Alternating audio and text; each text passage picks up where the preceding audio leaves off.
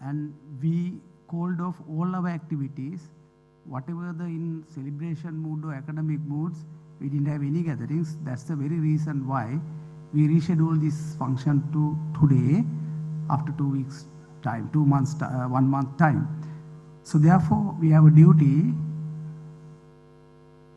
those who lost their lives, may I kindly request you to stand up from your seats, so making 1 minute silent, what we did for all other events, so I think why not this one as well.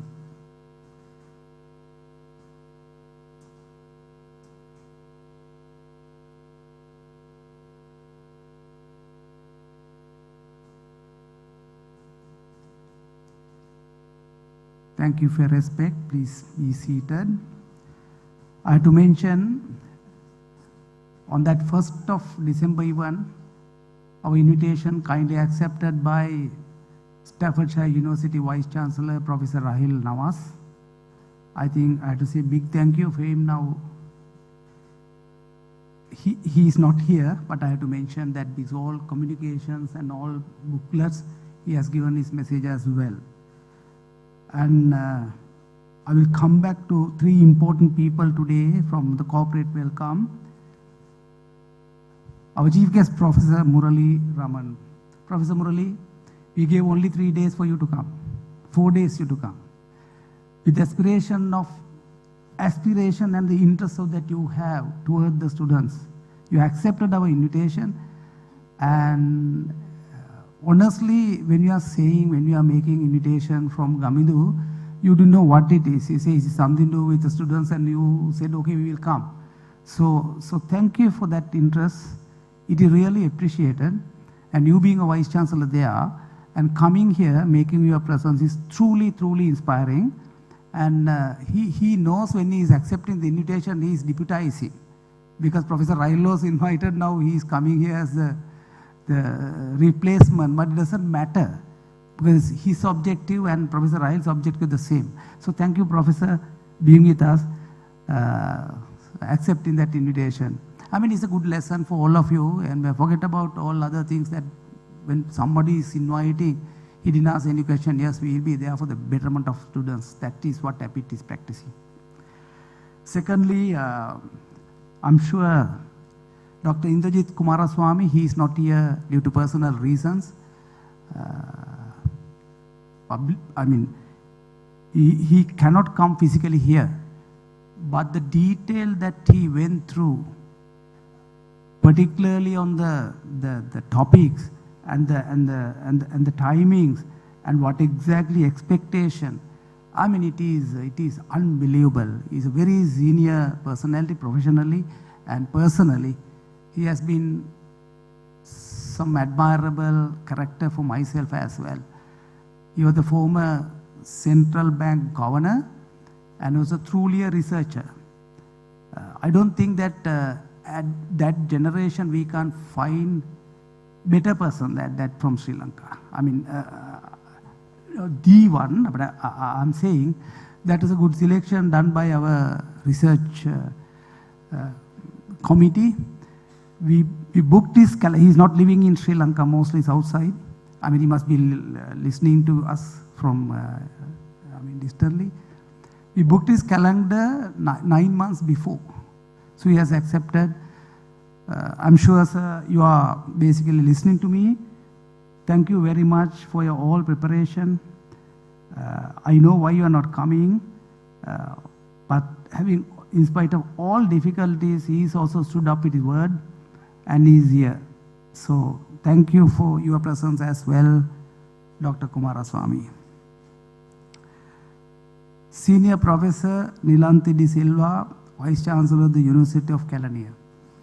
Whole globe is talking about private-public partnership, state, non-state university, but we all as academics, what is their main intention is to give something back to the society and especially for the kids. Not a single hesitation. December 1st also accepted. Today also it's accepted with all her tight schedule. Madam, truly grateful. Really, thankful for accepting the way that you are postponing and coming. I know that you are right busy, especially time of this, so many education reforms going on. I know you how much of busy that you are. So thank you for being with us. So it is from my side and the corporate welcome. So coming back to my second portion, I think I had to start from here. Why I like this event, personally and professionally. Quite important for me because all APIIT school involved.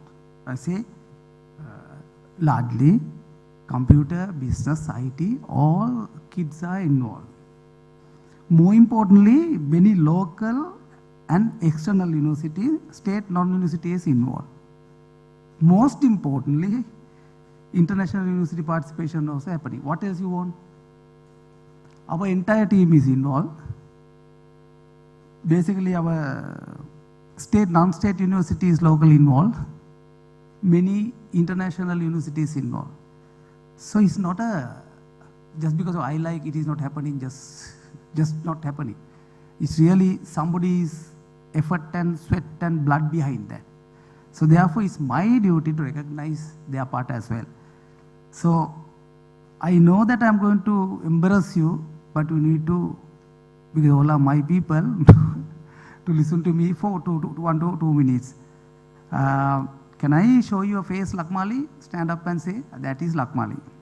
She is the pillar of organizing the body, so she is heading that pillar head. And Dasun and Vihanga from business school, coordinator, co-chairs. Where are you? Here, yes, here Vihanga. And Dasun is not there. As you are hiding, you are there, yeah. And Dr. Taranga and Tiloka. Dr. Taranga is computer department. Can't see, here, right. And Tiloka from law school, those are the co-chairs. Winnie, Amir and Ruini. So please show your faces. Those are the 2 secretaries, 3 secretaries. So a lot of good work that behind this the story. I don't know how many participants, but it is a long overnight jobs that you guys are doing. Sandhunika, bank. Where is she? Okay, last row. And we have design and publicity. Everything goes to these 2. Aish Nadira and Adipa Shasmita. Where are they? So, just to say big thank you. We all admire your work. So I think that is what your expectation, Lakmali, from me. I think I have done my part. That's all. Thank you. Thank you, everybody.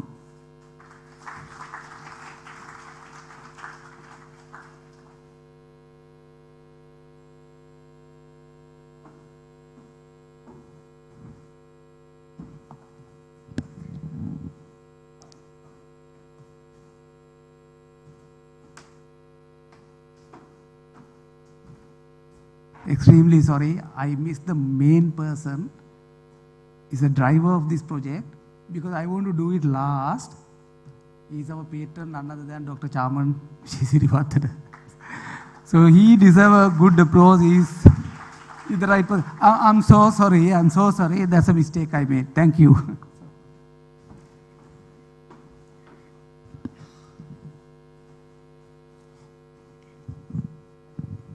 Thank you very much, Chairman.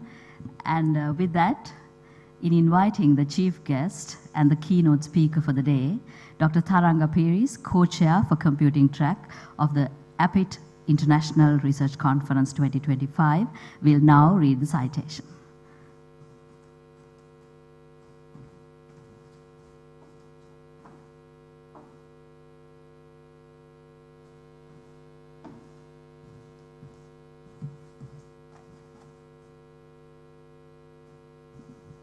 Good morning, ladies and gentlemen. It is a great honor and privilege to introduce our distinguished keynote speaker, Professor Murali Raman. Professor Murali Raman obtained his doctorate in Management Information Systems from Claremont Graduate University, California, and currently serves as a professor in the Faculty of Management at Multimedia University, Cyberjaya. He holds an MSc in Human Resources Management from the London School of Economics, an MBA from Imperial College London, and first-class honours degree in Business Administration from the University of Malaya. Before joining academia, Professor Raman gained extensive industry experience with Maybank Berhad and Accenture Consulting, when he led and managed multiple large-scale IT and systems integration projects across Malaysia and Singapore. This strong blend of academic excellence and industry leadership has shaped his impactful career in IT management, innovation, and design thinking.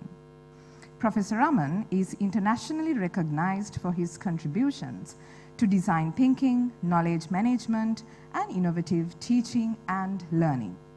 His work has earned numerous prestigious awards, including national and international gold medals, the European Knowledge Management and Intellectual Capital Excellence Award, and recognition at innovation competitions in Canada, Europe, and Asia.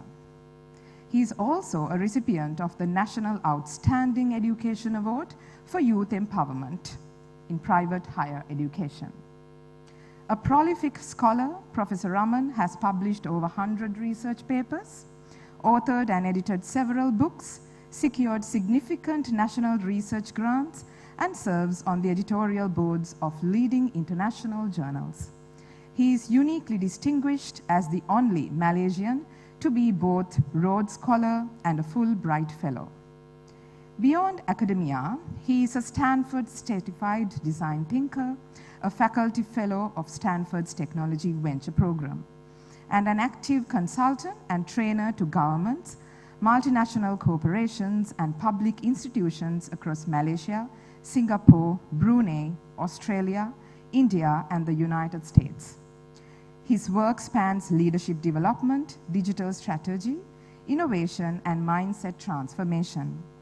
Professor Murali Raman currently serves as the Deputy Vice Chancellor and Director of Postgraduate and Continuing Education at Asia Pacific University, where he continues to lead executive education research and consultancy initiatives at the highest level. Ladies and gentlemen, it is indeed a privilege to welcome a scholar, leader, and innovator whose work bridges research, industry, and societal impact. Please join me in warmly welcoming our keynote speaker, Professor Murali Raman.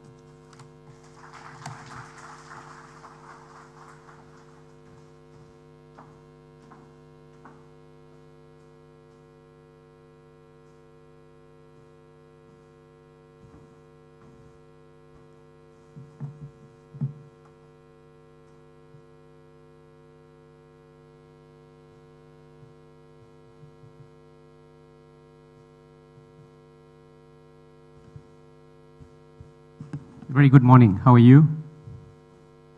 Allow me to firstly thank the doctor for that introduction.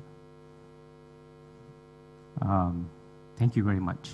It means a lot. Firstly, let me acknowledge the presence of the dignitaries for the conference. First and foremost, our guest of honor, whom I was informed that is not able to join us physically. The honor is Dr. Indrajit Kumaraswamy, former governor of Central Bank Sri Lanka. Sir, I've heard so much about you. If you're listening to this, we wish you all the best.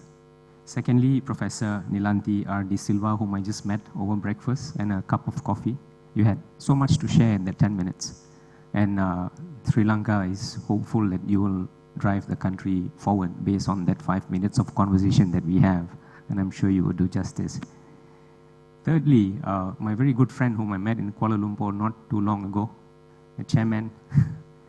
Sir, your hats off, you are a true leader. And why I say that is, I've been to many conferences throughout the world. Not many leaders would take the trouble to acknowledge their team. I think you did that, and you deserve a round of applause for that.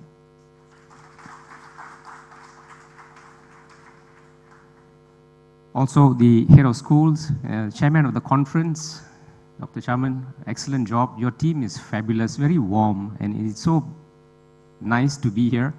I'm not just speaking about the ambience or the venue, but just the sheer hospitality of your team members, right from the time at the airport pickup all the way to this very moment. I feel blessed being in your presence. My very good friend Gamindu, you're more than a friend now.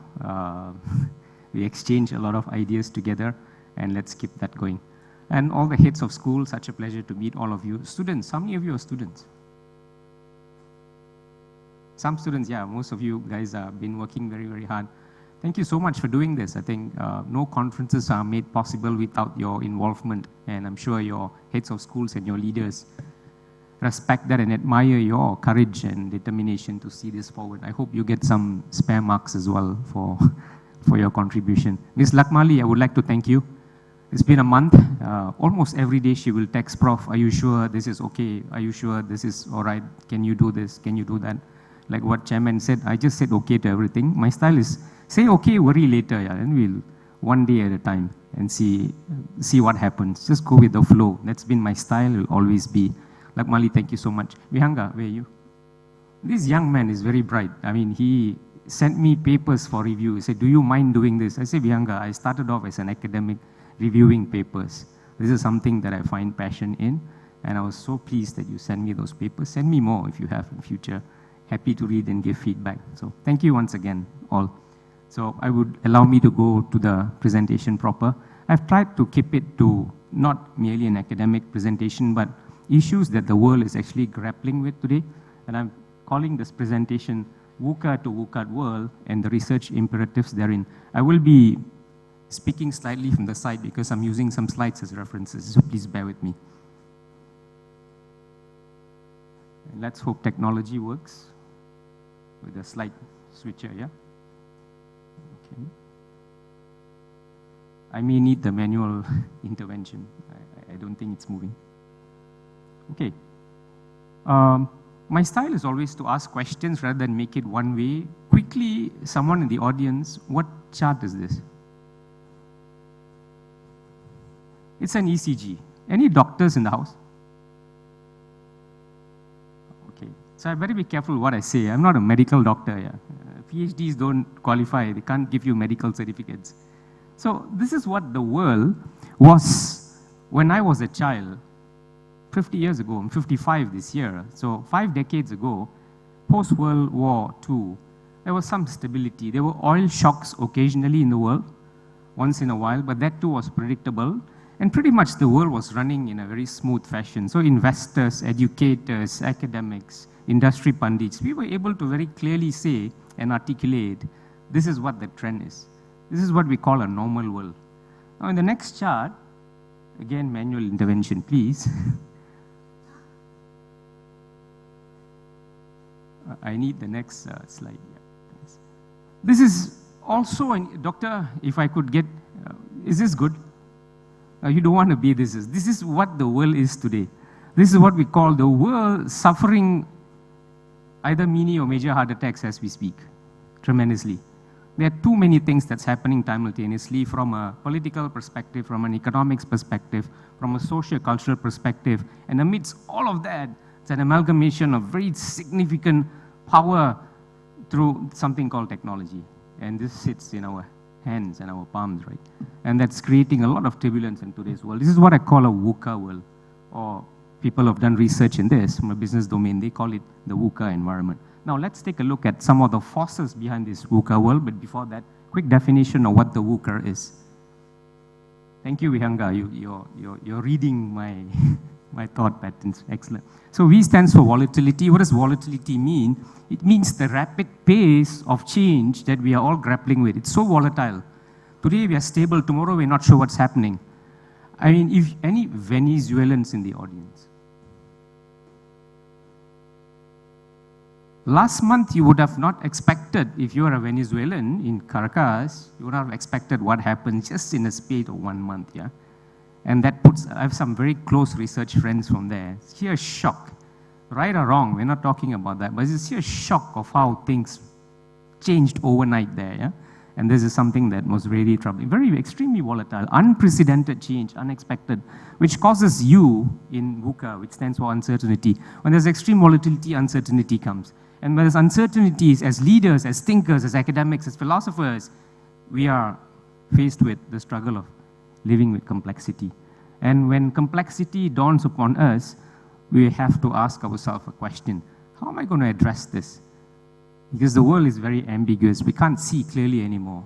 And we are now relying on the power of technology in the name of artificial intelligence to say, help me make better decisions as an academic, help me make better decisions as a leader, help me make better decisions as a person running the country, for example, as well, to sort of navigate this VUCA environment. This is where we are at. But can technology solve all the issues? We will look at that at the final end of the presentation. I'll come back to this. So this is VUCA. And what are some of the forces behind this VUCA world that we're talking about? The reasons for VUCA-ness. Yes, we go to the next one, which is number one, the world was really faced a lot of VUCA-ness post-pandemic, which is on the next slide, which is the virus Omicron or whatever virus that's still there. It's still there. It's not totally eradicated. It's become part and parcel of lives now in variety of forms and formats. But when this hit us in the late 2020, late 2019, the world was in tremor, right? And if you read the books and publications by the Gates Foundation, they say that COVID is only one such example. The world, again, due to another VUCA element called climate change, should be better prepared for more of such viruses in the future. So it could, again, threaten to halt economies at a global scale. So this is one major force that we have to deal with, global pandemics, still around, and we got to be better prepared. Next element, familiar. This used to be only a war between Xi Jinping and Donald Trump. Unfortunately, it's now becoming, if you hit the next button on the slide, you will find it's becoming a global phenomenon now. And it's quite unfortunate that political decisions, economic decisions are now being made in the name of tariffs, yeah, which puts a lot of pressures to many, many, many countries, including major impact on the sector that we are in, which is academia. Yeah. So this is another major concern for many of us. This picture paints 1,000 words. Climate is always on everybody's agenda, with the exception of some who have reversed certain decisions. But again, this is impacting us at a grassroots level. It's impacting communities. And I'm from Malaysia, born and bred in Malaysia. When it rains today, it pours. And when it pours, together with development, whom sometimes I call development without tears, we're not careful of how to manage floods. Flooding becomes extremely intensified. And I'm so glad, Chairman, that we honored and we respected those who passed here. And deeply touched by that fantastic move that you made in your own welcome remarks. Really appreciate that. You deserve a round of applause again for that, in memory of those. So with climate change comes this sort of disasters. This was Fukushima 2011, where world economists, world pundits, including at that time when I was working with Stanford, they said that we will write the Japanese economy off. But the Japanese are very resilient people. They overcome shocks. However, when I met Japanese counterparts recently at a conference, they're saying, although we are able to overcome shocks in a resilient manner, but the frequency of these shocks has intensified. The frequency of this destruction from a climate perspective is really intensified. So for us to bounce back, it's becoming a difficult challenge. So again, this is another element of VUCA-ness in addition to trade disputes, in addition to the pandemic that I talked about. Things like flooding, natural disasters. So I just took pictures from different parts of the world, including Sri Lanka, some of the pictures, more recent pictures. Malaysia last year as well. Malaysia, 2 days ago, flash floods in Kuala Lumpur, again traffic. Just 40 minutes of intense rain brings traffic to a standstill. There are economic costs associated to this. Can we move on? Not to forget wars. This day and age, you would have thought that people would sit on tables and make negotiations and settle things, but wars are still a concern. What's happening in Europe, what has happened in Venezuela, God forbid it stops there, but you never know, right? And people, again, if you are in Greenland, they are starting to worry a bit, and also Denmark and NATO as a whole are trying to see what's going to happen. Again, this causes a lot of uncertainty in today's world. The next element I want to talk about in light of resilience, and the theme of the conference also has to do with research and resilience. I'll come back to research and where do we play a role as academics in that context. But when we talk about resilience, the VUCA sets the tone for why we need to be resilient across the different domains that I talked about. And while we're trying to solve those political, geopolitical instabilities, health issues, pandemic issues, trade war issues that impacts us at a global level, there's one more element called D, which stands for digital disruption. Can we go on to the next chart, please? So this is what I call a digital vortex or digital tsunami. And this is how it's impacting industries across the world. Yeah? Just based on research and a paper that I published as well. So if you look at the closer we are to the epicenter, this means that these are the industries that are first and foremost impacted in a massive way with digital technologies. Yeah? And the technology and industry that is impacted the greatest with digital disruption is the technology sector itself. Why? They create the rules, they break the rules, they reinvent the game. So keeping abreast, keeping pace with their own competitors is extremely difficult. So they are in the middle, the cause of the disruption. They also provide the remedy, and they provide another reason for disruption. So they are in the epicenter. And if you look at education, is not too close to the epicenter, but still we have to be worried, right? There are new ways, not worried. There's also a benefit of digital and digital transformation. How best can we blend both? The traditional ways, the traditional pedagogical shifts that we're trying to make in the younger minds versus the new pedagogical shifts that we're trying to make in the younger minds. We talked over breakfast about should we have access to remote communities? Do we give them phones for education? What's the pro and cons of that? Scandinavian countries are reversing that philosophy, right? So these are issues that we need to think about. What works best and what works best and when and why at the heart of it. So again, this is digital vortex. And disruption is a major concern for many global leaders as we speak still. With AI in the mix, yeah? So let me go to the next slide, please. So just here, some of the companies that have reinvented themselves, the big tech companies. Facebook, originally never in the game of internet speeds and internet access. Now it's redefining itself in the virtual reality space. They've redefined and called themselves no longer Facebook, or what is Facebook now called Meta, right? So because they're trying to make some headwinds into the metaverse with AI. Grab, Uber, transformation of the transportation sector, e-payment, e-wallet system. Minerva is a very interesting university. It's based in California. It's based in San Francisco. There's a study center. So students who enroll here, they take about 130 students from different parts of the world. They travel to 8 different destinations in 3 years and finish a degree. And they work 6 months in remote learning centers using video conferencing, partnership with some of the best universities in the world. Professors are zoomed in into that learning center. And then they do 6 months of internship, move on to the next country. They become highly employed.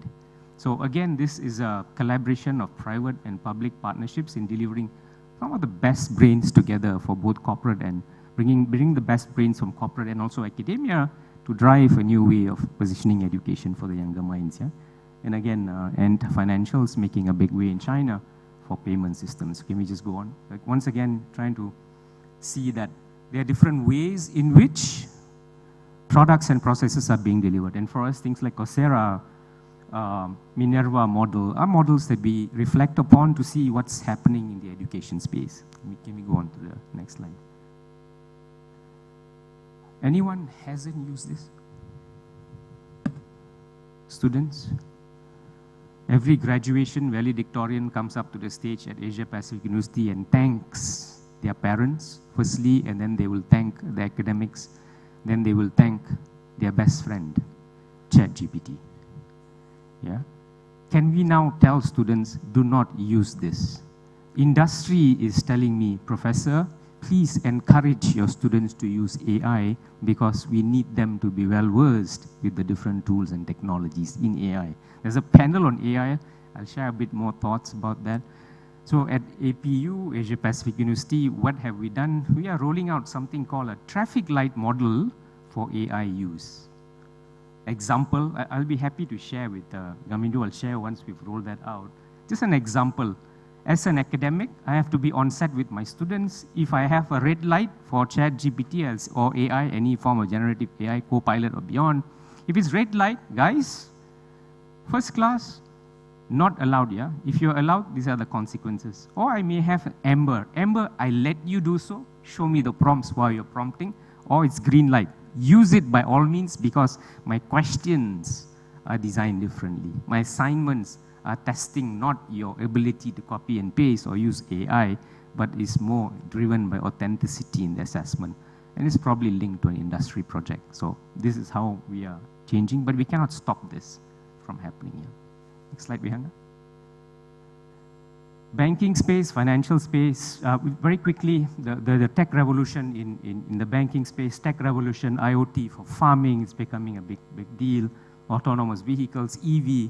APIIT is so close to BYD, yeah? Neighbors, so that's becoming a big thing, autonomous vehicles and vehicles. So all of this kind of points out, where are we in the industrial revolution space? How is technology changing us? We are now at the cusp of Industry 5.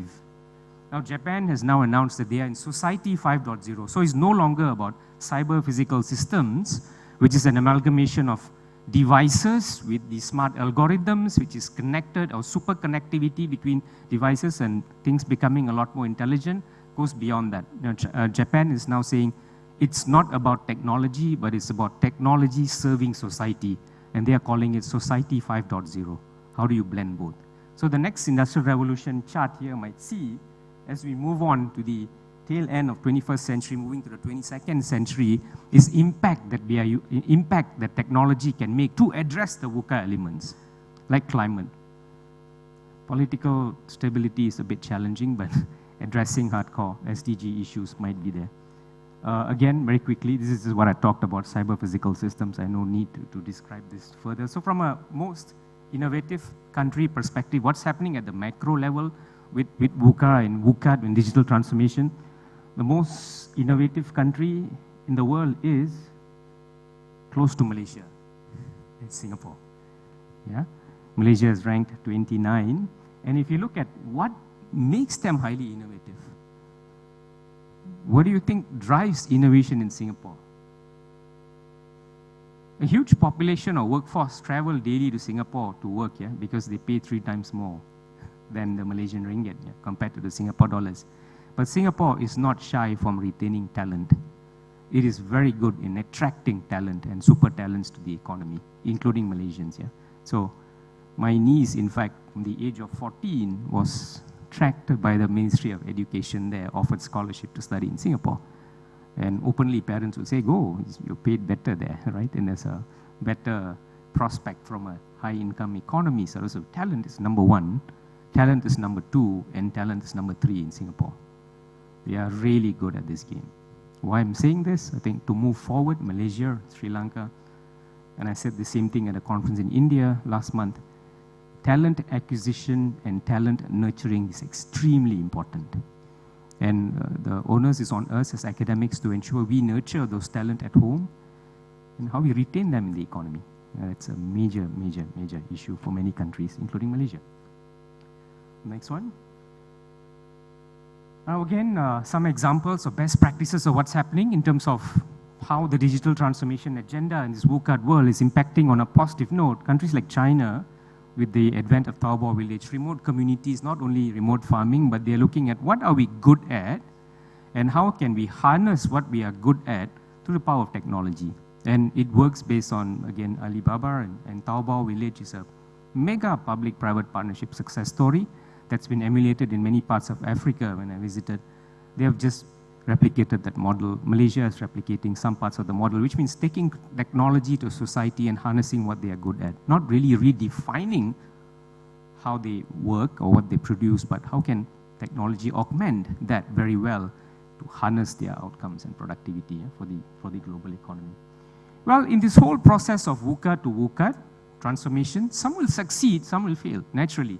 There are companies that have come and gone, and there are some companies that are very successful.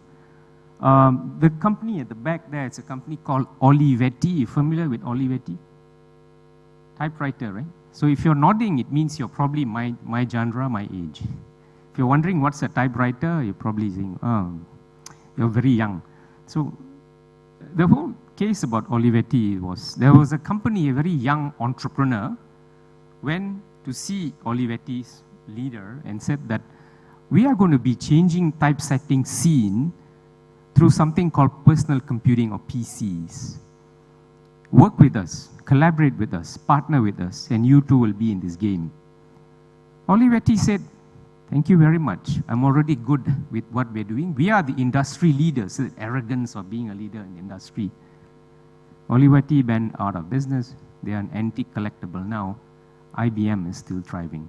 And IBM is investing in supercomputing and quantum as we speak. So what the point is, we really have to look at what's happening around us, the global scan, what's happening at the regional level, what's happening at the local level in this VUCA environment, especially digital transformation, and how best can we provide change and navigate the economy. So what? Just I would like to end with 5 perspective points based on what I said. So what? And then we'll end with the research, some of the research questions. What more can businesses, organizations, and academic institutions do to align with these VUCA forces? These are some points that I would like to just share based on some publications that I've written about. Can we go on?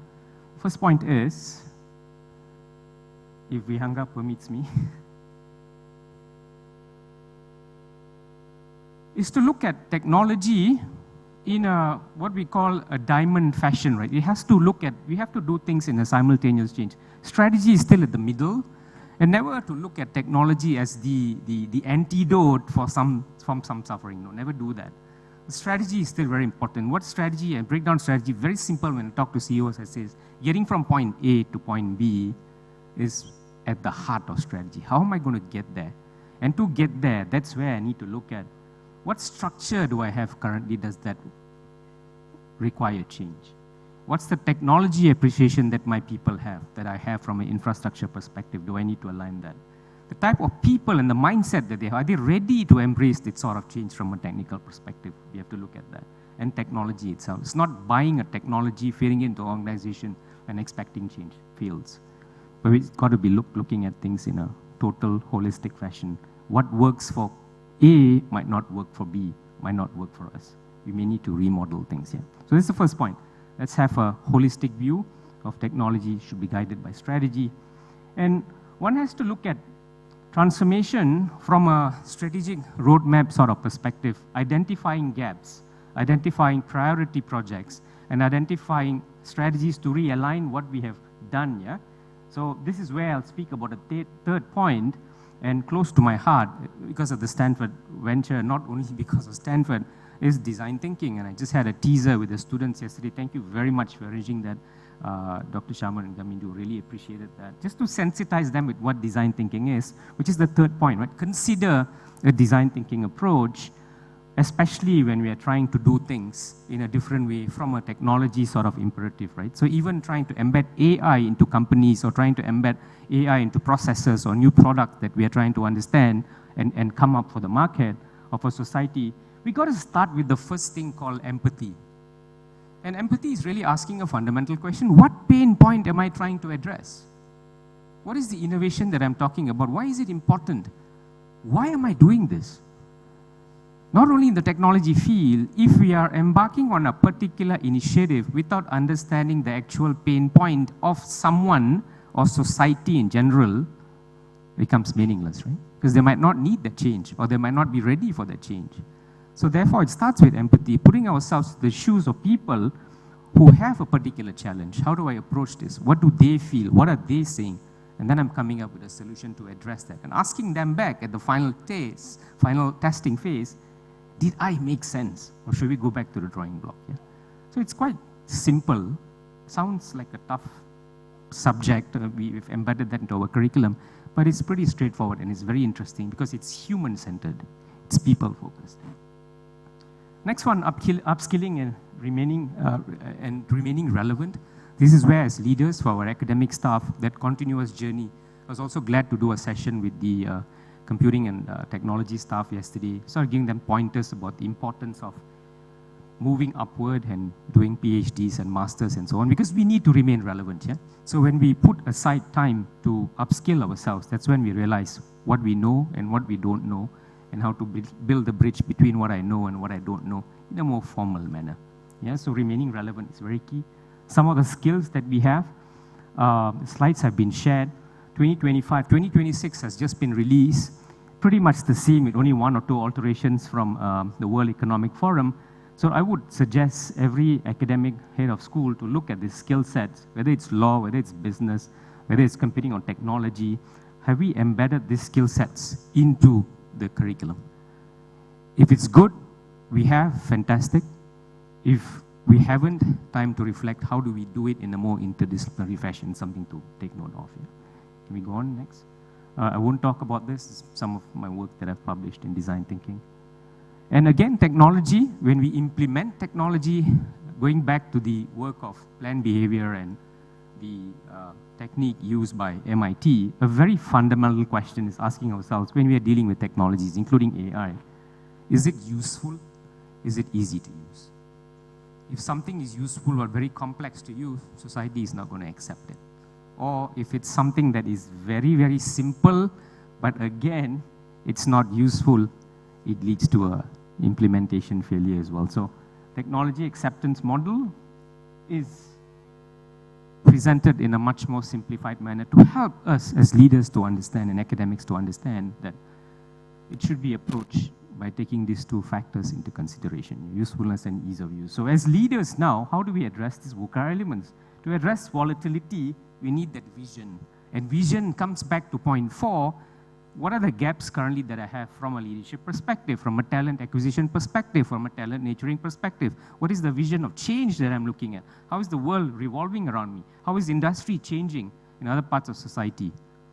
What do we do? So that vision must be articulated very clearly. To address uncertainties, we need to have the understanding, right? This is where some model actually helps.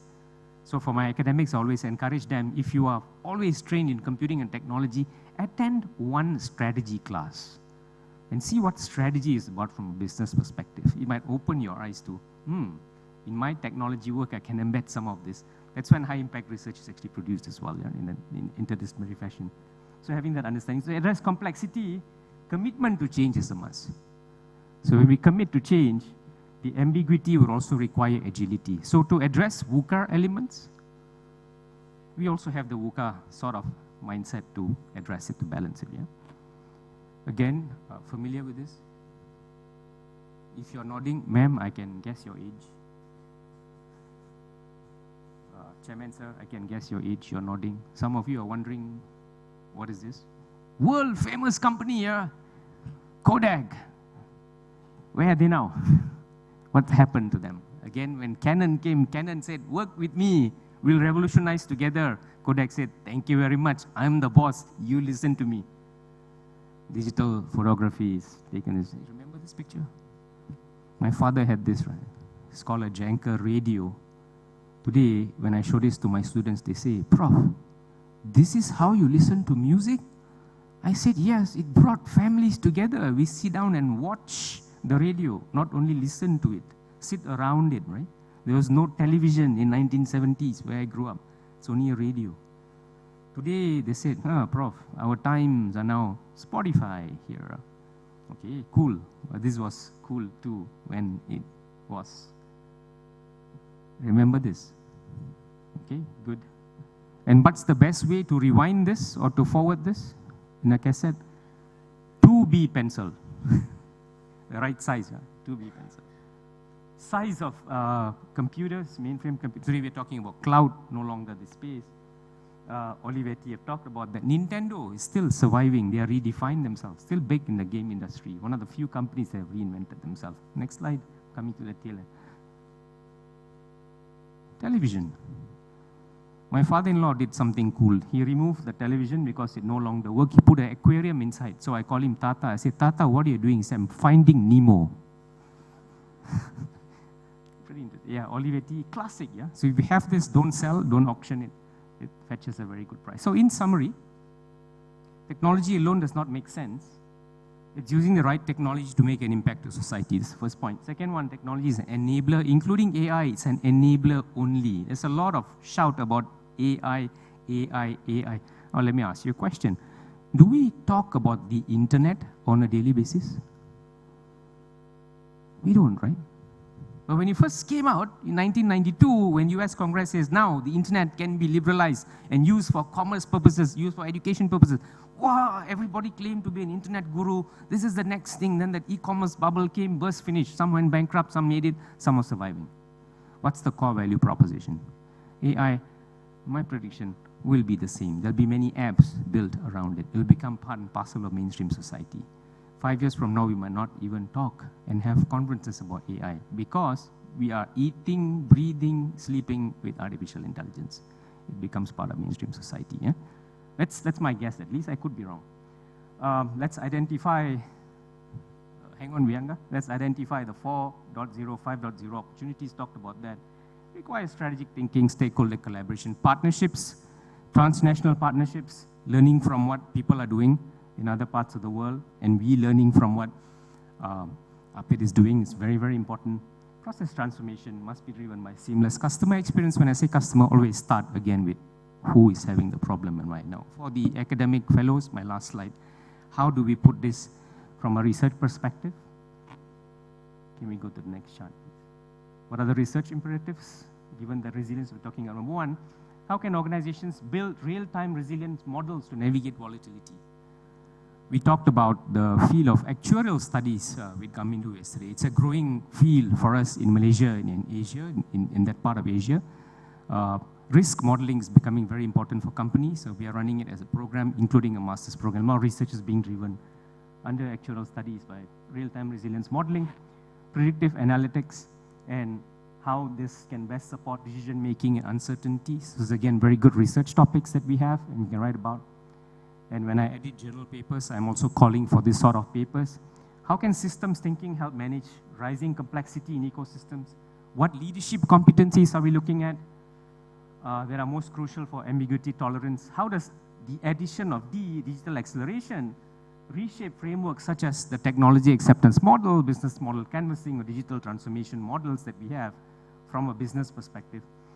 And if you're getting into SDGs, what governance structure should we look at to best regulate and perform economies in a VUCA environment? So these are some of the tech, non-tech sort of dimensions that we can look at, or more social science elements that we can look at to sort of address some of the points that I'm trying to make, yeah? On that note, I just want to end with one statement. A wise man once said, the end of education should be character transformation. And if we are not transforming characters of the younger generation, or our own character is not transformed as an academic, we would not have done justice to the field of education. On that note, thank you once again for the warmth, for the hospitality, for the love that you have shown. And I pray to the Divine Almighty that this relationship, this beautiful relationship continues, and let's work towards a brighter, better future for both Sri Lanka and Malaysia. Thank you very much.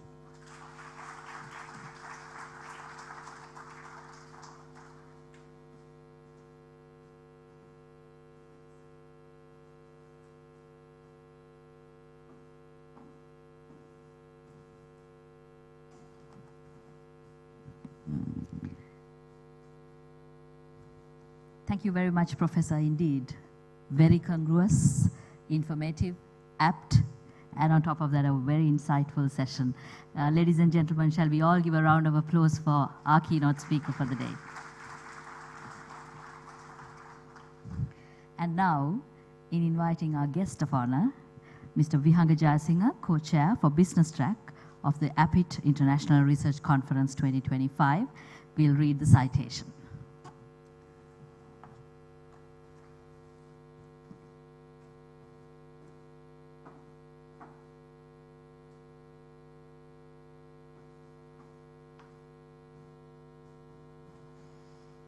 Good morning, ladies and gentlemen. Dr. Indrajit Kumaraswamy was the governor of the Central Bank of Sri Lanka from 4th July 2016 to December 19, 2019. Dr. Kumaraswamy has over 40 years of experience in policy making and providing economic advisory services on both macroeconomic and structural issues at national level and intergovernmental levels. Dr. Kumaraswamy started his career in the Central Bank of Sri Lanka in 1974 to 1989. He worked in the economic research, statistics, and bank supervision departments of the Central Bank of Sri Lanka. During this time, Dr. Kumaraswamy was seconded to the Ministry of Finance and Planning from 1982 to 1989. He was employed by the Commonwealth Secretariat from 1989 to 2008. During that time, he held positions such as Director, Economic Affairs Division, and Deputy Director, Secretary General Office. He has also served as the interim Director, Social Transformation Program Division. Dr. Kumaraswamy has also served as an independent non-executive director of John Keells Holding PLC from 2011 to July 2016, an independent non-executive director of Dialogue Asiata PLC from 2021 to 2024, and is currently a non-executive director of Tokyo Cement Lanka PLC. He is also currently the chairman of Linear Wealth Management. Dr. Kumaraswamy obtained a BA Honours degree from University of Cambridge and subsequently Doctor of Philosophy degree from the University of Sussex. In addition, he has represented and led the Sri Lankan national rugby team. Dr. Kumaraswamy has also played the first class cricket for Sri Lanka. Dr. Kumaraswamy received an award of the Sri Lankan of the Year in 2016 by LMD and Central Bank Governor of the Year for South Asia 2017. He's also received the Sri Lankan National Honour of Deshamania in August 2019. Ladies and gentlemen, it's my honor and true privilege to welcome Dr. Indrajit Kumaraswamy to address the gathering and deliver the keynote speech for AIRC 2025.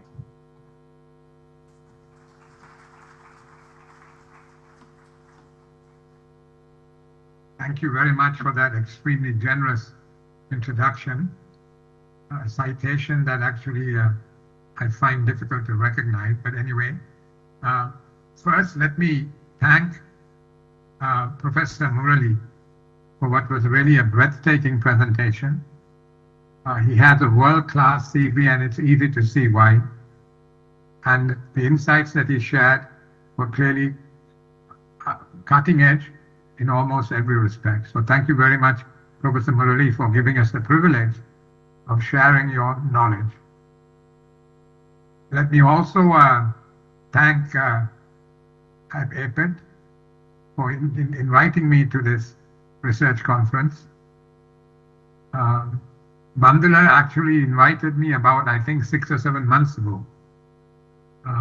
Then, of course, we had the trials and tribulations arising from the cyclonic storm. In addition, I personally had some health issues, which is why I'm not there with you in person. I would like very much to have been there, because I do think that APIIT is really the way forward in terms of delivering tertiary education. The combination of a visionary entrepreneur, a highly committed team of academics, and collaboration with credible foreign universities, I think brought together gives very positive outcomes, as we have seen in terms of what APIIT has been able to achieve. So I am actually now, with your indulgence, going to deviate from what has been given to me as the topic of discussion, because there are going to be a lot of discussion on the topic of research and education, a topic which I'm not very familiar with. And so instead of delving into that area, I hope you will permit me to go back into my comfort zone and talk a little bit about the Sri Lankan economy at this moment. The country's economy is at a key inflection point at this moment. And I'd like to share with you some of my perspectives on what is happening and what needs to happen. First, let me go backwards with a historical perspective. At the time of independence in 1948, Sri Lanka was second only to Japan in Asia on most socio-economic indicators. As late as the mid-1960s, we had a higher per capita GDP than both Singapore and South Korea. Today, Singapore's per capita income is over 80,000 US dollars. South Korea over 30,000. Sri Lanka's is only 4,300 US dollars as of last year. So what happened? There has been complex causality for our regression. There have been social factors, political factors, economic factors. On the economic front, the primary cause has been unsustainable budget deficits, a function of a toxic combination of populist politics and an entrenched entitlement culture amongst us Sri Lankans. As you know, unsustainable budget deficits lead to excess aggregate demand, which fuels inflation and exerts pressure on the balance of payments. For decades, Sri Lanka was the classic twin deficit country, with an unsustainable budget deficit and an unsustainable current account deficit of the balance of payments. It was not able to address the root causes of this macro instability because of poor policies caused partly by weak political leadership and partly by pressure from the electorate, an entrenched entitlement culture. So from where we are now, what needs to happen? There are two challenges which need to be met as quickly as possible. One is we need a new paradigm for macroeconomic management. And two, we need to develop an open competitive economy where growth is driven by FDI and exports, and we are able to bring about a new growth model which promotes sustained growth and higher value employment rather than unsustainable sugar highs with stop-go policies. Now, I must say a great deal has been achieved in meeting the first challenge. The second one is still very much a work in progress. So let me say something about each of those challenges in turn. There is now a new paradigm for macroeconomic management. As I said, for decades we were not able to make any headway in improving our macroeconomic management. But there are now 5 pillars which underpin the macroeconomic management of the country, which have brought about a sea change in outcomes on the macroeconomic side. We have already seen it in terms of the macroeconomic indicators. So what are these 5 pillars?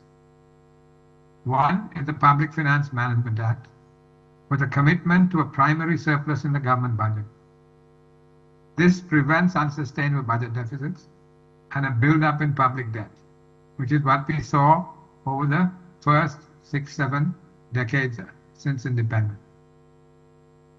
Now, through an act of parliament, one is not able to not meet current year's expenditure out of current year's income. That is leaving interest payments aside. So leaving interest payments aside, one needs to meet current year's expenditure out of current year's income.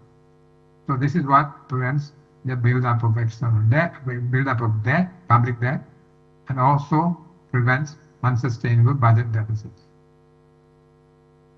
The second pillar is the new Central Bank Act. This gives the central bank instrument autonomy. What do I mean by that? The central bank is given an inflation target, and then it is asked to use all the instruments at its disposal to ensure that the target is met. Governor Nandalal Veerasinghe and his team have done very well so far. In fact, they've been well under target, and the new framework so far has been working extremely well. The implication of this new framework is that the central bank is no longer able to print money to fund the government. It cannot lend to the government and which has been a very important step given the amount of money printing that has gone on over the previous decades. So that's one major change.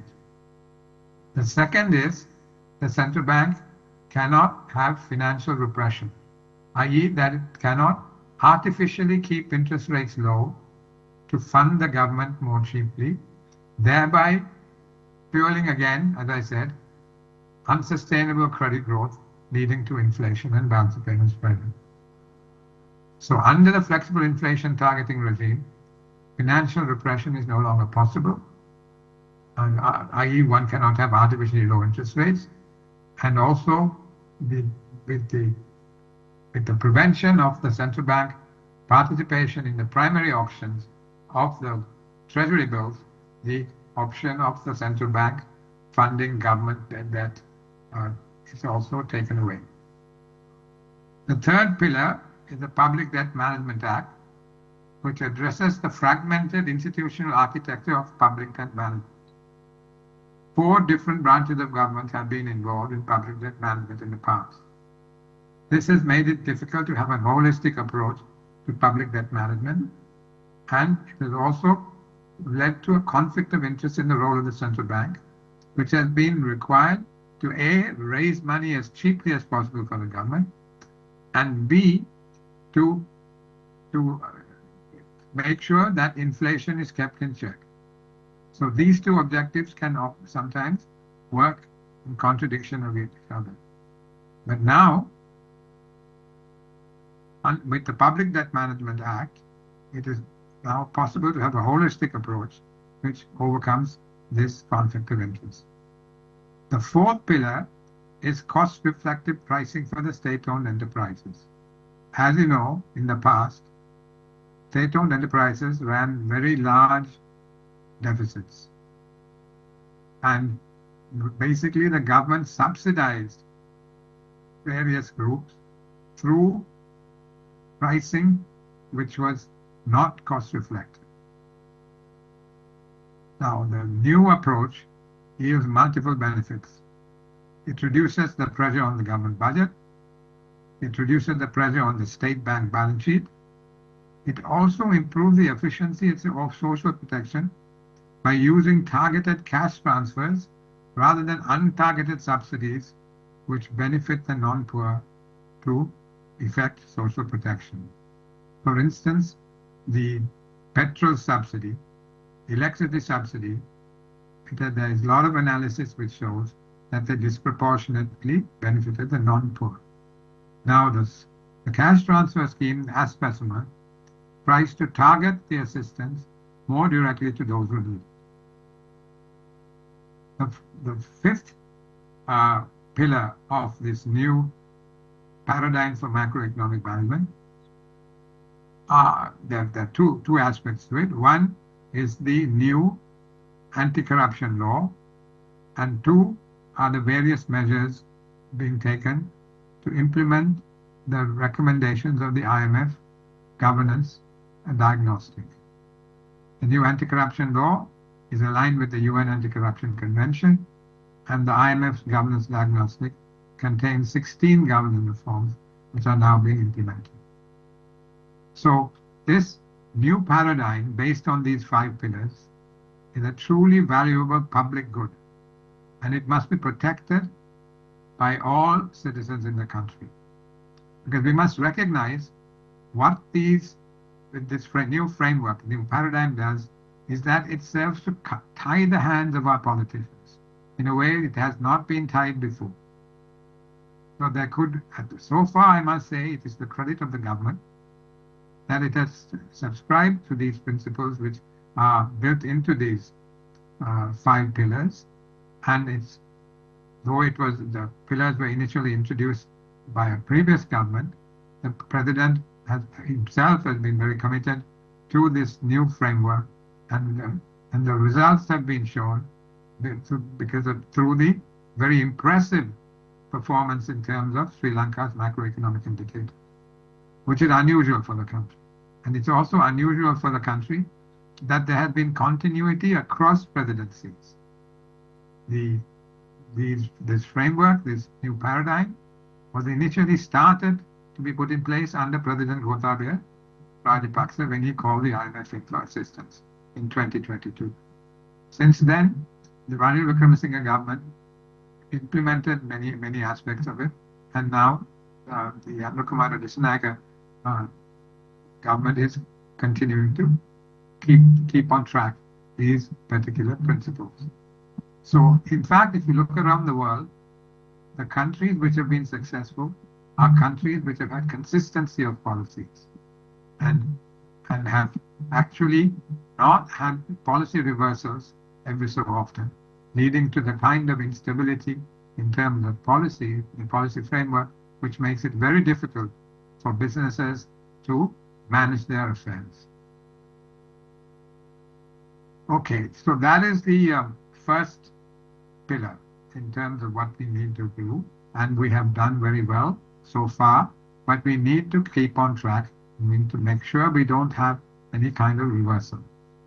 We are beginning to see some resistance to this framework, but it would be in my view, highly injudicious to shift away from this new governance diagnostic. Sorry, this new paradigm for macroeconomic management. Okay, what about the second challenge? And that is developing an open competitive economy. While we've made considerable progress on the first challenge, we are still very much in the foothills in terms of achieving the objectives in relation to the second challenge, which is developing an open competitive economy. A package of structural reforms is needed to accelerate the growth rate. The President spoke about an aspirational growth rate of 7% during the budget speech. The structural reforms required to achieve this kind of growth rate are well known. And it's possible to get this kind of growth rate. For instance, Malaysia in the 1980s was able to get, I think, average 8% growth for much of that decade. So it is possible, but of course the world economy is a different place. And it's much more uncertain, much more difficult, but still it is not impossible, provided the appropriate policies are put in place. So what are some of these policies? One is reform of factor markets. Two is reform of state-owned enterprises. Three is strengthening the investment climate. Four is having a rigorous and concerted investment promotion strategy. Four is trade policy, including trade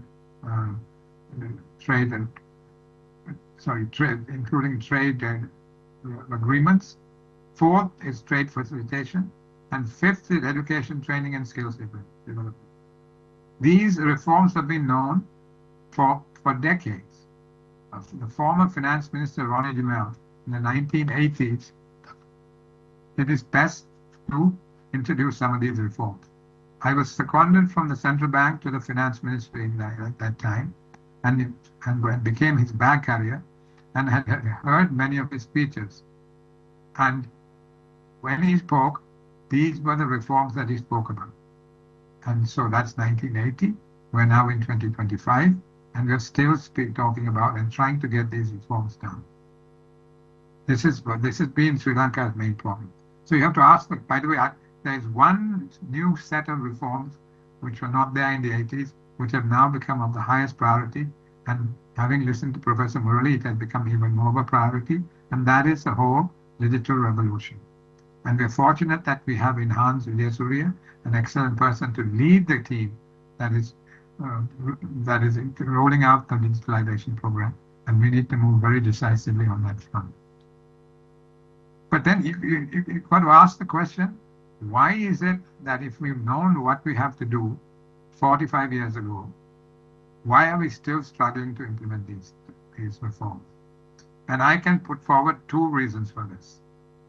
One is that the gestation period for such reforms usually takes longer than one electoral term.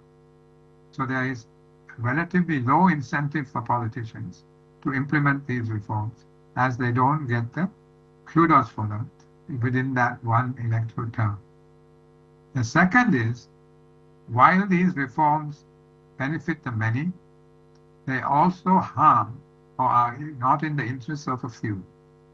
Few vested interests who have an interest in keeping the status quo going because it gives them a usually unfair and undue advantage.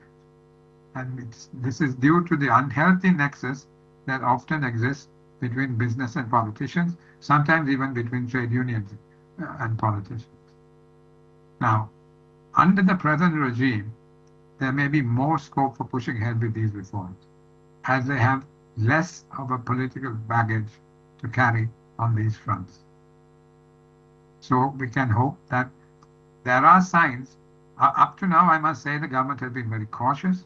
It has done extremely well in pushing ahead with stabilization and maintaining macroeconomic policies, the new paradigm for macroeconomic management, but it has been less bold in terms of structural reforms. The time has now come for the government to push ahead in structural reform. Otherwise, we will not be able to meet the President's aspirational goal of 7% for sure. Now, if we are to get to the 7%, export performance has to improve significantly. It has been very poor in the last 20 years or so. When the economy was liberalized in 1977 by President Jayawardena, he said export or perish. And some progress was made in the ensuing period in boosting our export performance. However, since the year 2000, there has been a halving of exports as a percent of GDP, halving of tradables as a percent of GDP. So we've been going fast forward in completely the wrong direction. Much of it has been due to wrong policies, inward-looking policies, which created more incentives for producing for the domestic market than for the export markets. When you have a population of 22, 23 million, and with a per capita income around 4,000, you cannot drive growth for any length of time by selling only in the domestic market. You have to make yourself competitive in the export market, which Sri Lanka has failed to do. Now, there are signs that we've got the message, and we have now got committees looking into export. We have got a committee looking into FDI. Now we need to translate that interest into firm action, and we need to be bold, because we are going to have to. There has to be a change of culture, which is going to make things very different from what they were before. Without that, we are not going to be able to break through. Another area where we need to be very, very focused is poverty reduction. Poverty has increased sharply. Poverty and vulnerability have increased very sharply as a result of the recent economic crisis, and the situation has been aggravated by the effects of Cyclone Ditma. Now, in the interest of time, I'm going to just rush through now. There are some things which need to be prioritized. One is restoring infrastructure after the storm. Two is providing relief to those affected by the storm. Three is to complete the negotiations on the extended fund facility, the review of the extended fund facility, so that it opens up new funding and also gives confidence to various market participants. In the medium term, there has to be agricultural modernization and SME development. Without these two factors, it will not be possible to reduce poverty for the broad cross-section of those who are now struggling. It is also necessary, particularly in the wake of the cyclone, to mainstream environmental sustainability into the planning and policy-making exercise of the country. And the budgeting. You need to allocate money for this purpose. That's it, which one is done. So let me end with that on the economy. There is a lot more to say, but I think in the interest of time, I should now get on to talking a little bit about the theme of the conference. And here I would like to just make one big point. We need to reverse the trend away from evidence-based policymaking at all levels that has resulted in research not informing policy making in Sri Lanka now for the last several years. Instead, the tendency has been for policy making to be influenced by vested interests. Unsolicited projects have been quite common. So we need to get away from all this and go back to evidence-based policy making, which will automatically encourage independent research and also address serious funding bottlenecks. So attention needs to be paid to developing cycles of research that move from pilot projects to long-term resilient impact. In this connection, it is also useful to have a working model that incorporates government, academia, and industry to a single framework. The government would set strategic priorities, academia would develop methods and prototypes and supply skilled graduates, industry would bring real-world problems and practical constraints. In addition, shared platforms can be evolved for data experimentation, for experimentation and evaluation that all three parties can access. Work can be facilitated through steering committees, advisory board, and co-funded centers, particularly working on a multidisciplinary basis. The emergence of independent research would in itself attract attention and funding. The culture of independent research is crucial for the long-term progress of the country. I hope these thoughts have been useful. I cannot end without thanking Lakshmali Manampari for her valuable insights in preparing these remarks. Finally, I want to talk a little bit about APIIT's own record over the last 25 years. The combination of, as I said at the beginning, a visionary entrepreneur, good faculty facilities, good staff, and has seen the organization, which started with computing and IT in 2000, extend its scope to the law degree in 2009, an MBA in 2011, and an LLM in 2016, accountancy-related skills in 2023, and I believe it's commencing degrees in engineering, biomedical services, and psychology this year. So APIIT's, the scope of APIIT's pedagogy, both in terms of depth and breadth, has been increasing in almost exponentially. And this is this goes to the credit of everybody associated with the institution. So, and the ultimate arbiter of APIIT's success or non-success is the success it has had in terms of finding employment for its graduates. And here I believe it has an exemplary record where almost all APIIT graduates are able to find employment. Thank you very much for your time, and I'm sorry I've not been able to be there with you. And I'm also sorry that I haven't focused entirely on the topic related to the agenda. But I hope my remarks have been of some use. Thank you.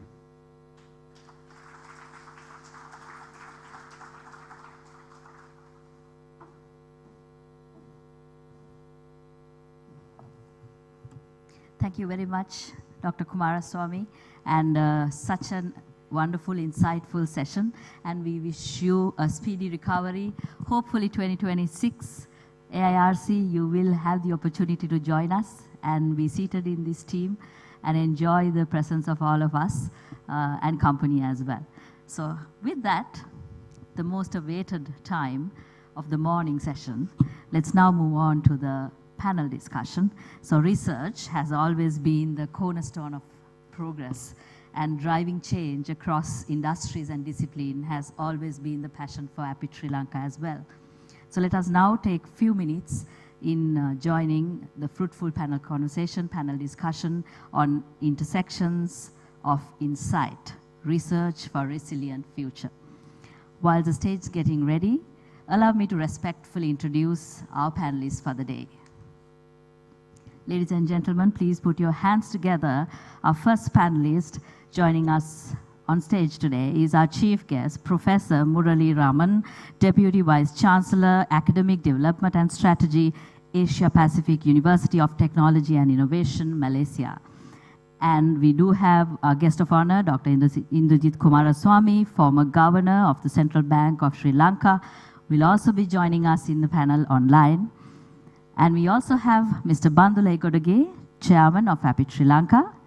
We also have Dr. Chaman Vijayasivardhana, consultant head of research at APIIT Sri Lanka, along with the moderator, Mr. Gamindu Hemachandra, chief academic officer of APIIT Sri Lanka. Meanwhile, we also have our special guest who will also be joining our panelists list. And let me now invite Ms. Tiloka Yapa, co-chair of Law Track, in introducing our special guests along with the citation. Tiloka, over to you.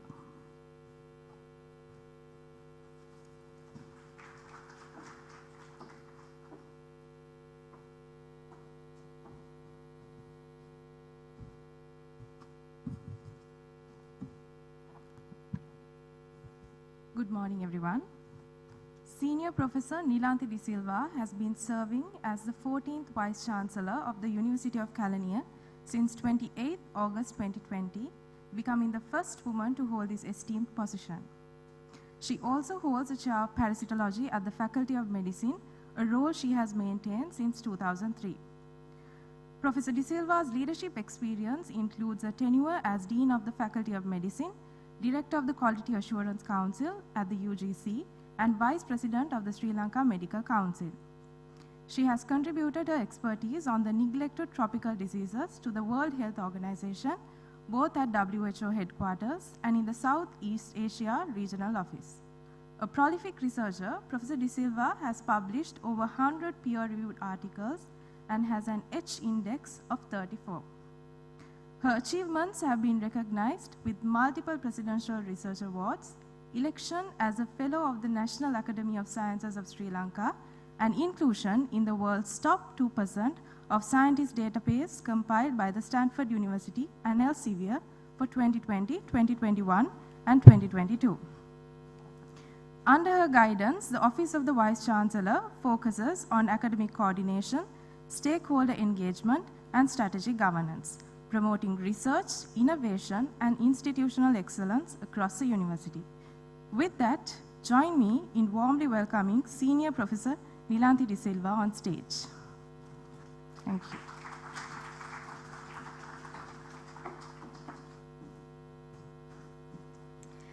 Ladies and gentlemen, please put your hands together for all our panelists as they join the panel discussion now.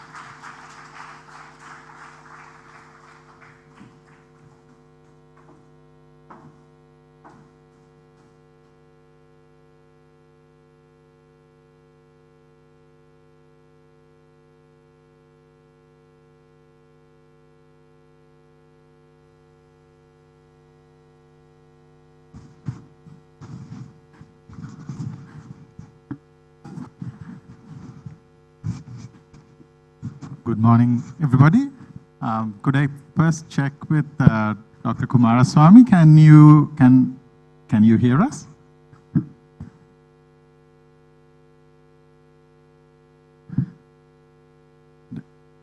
Yes, I can hear you, and I hope you can now see me.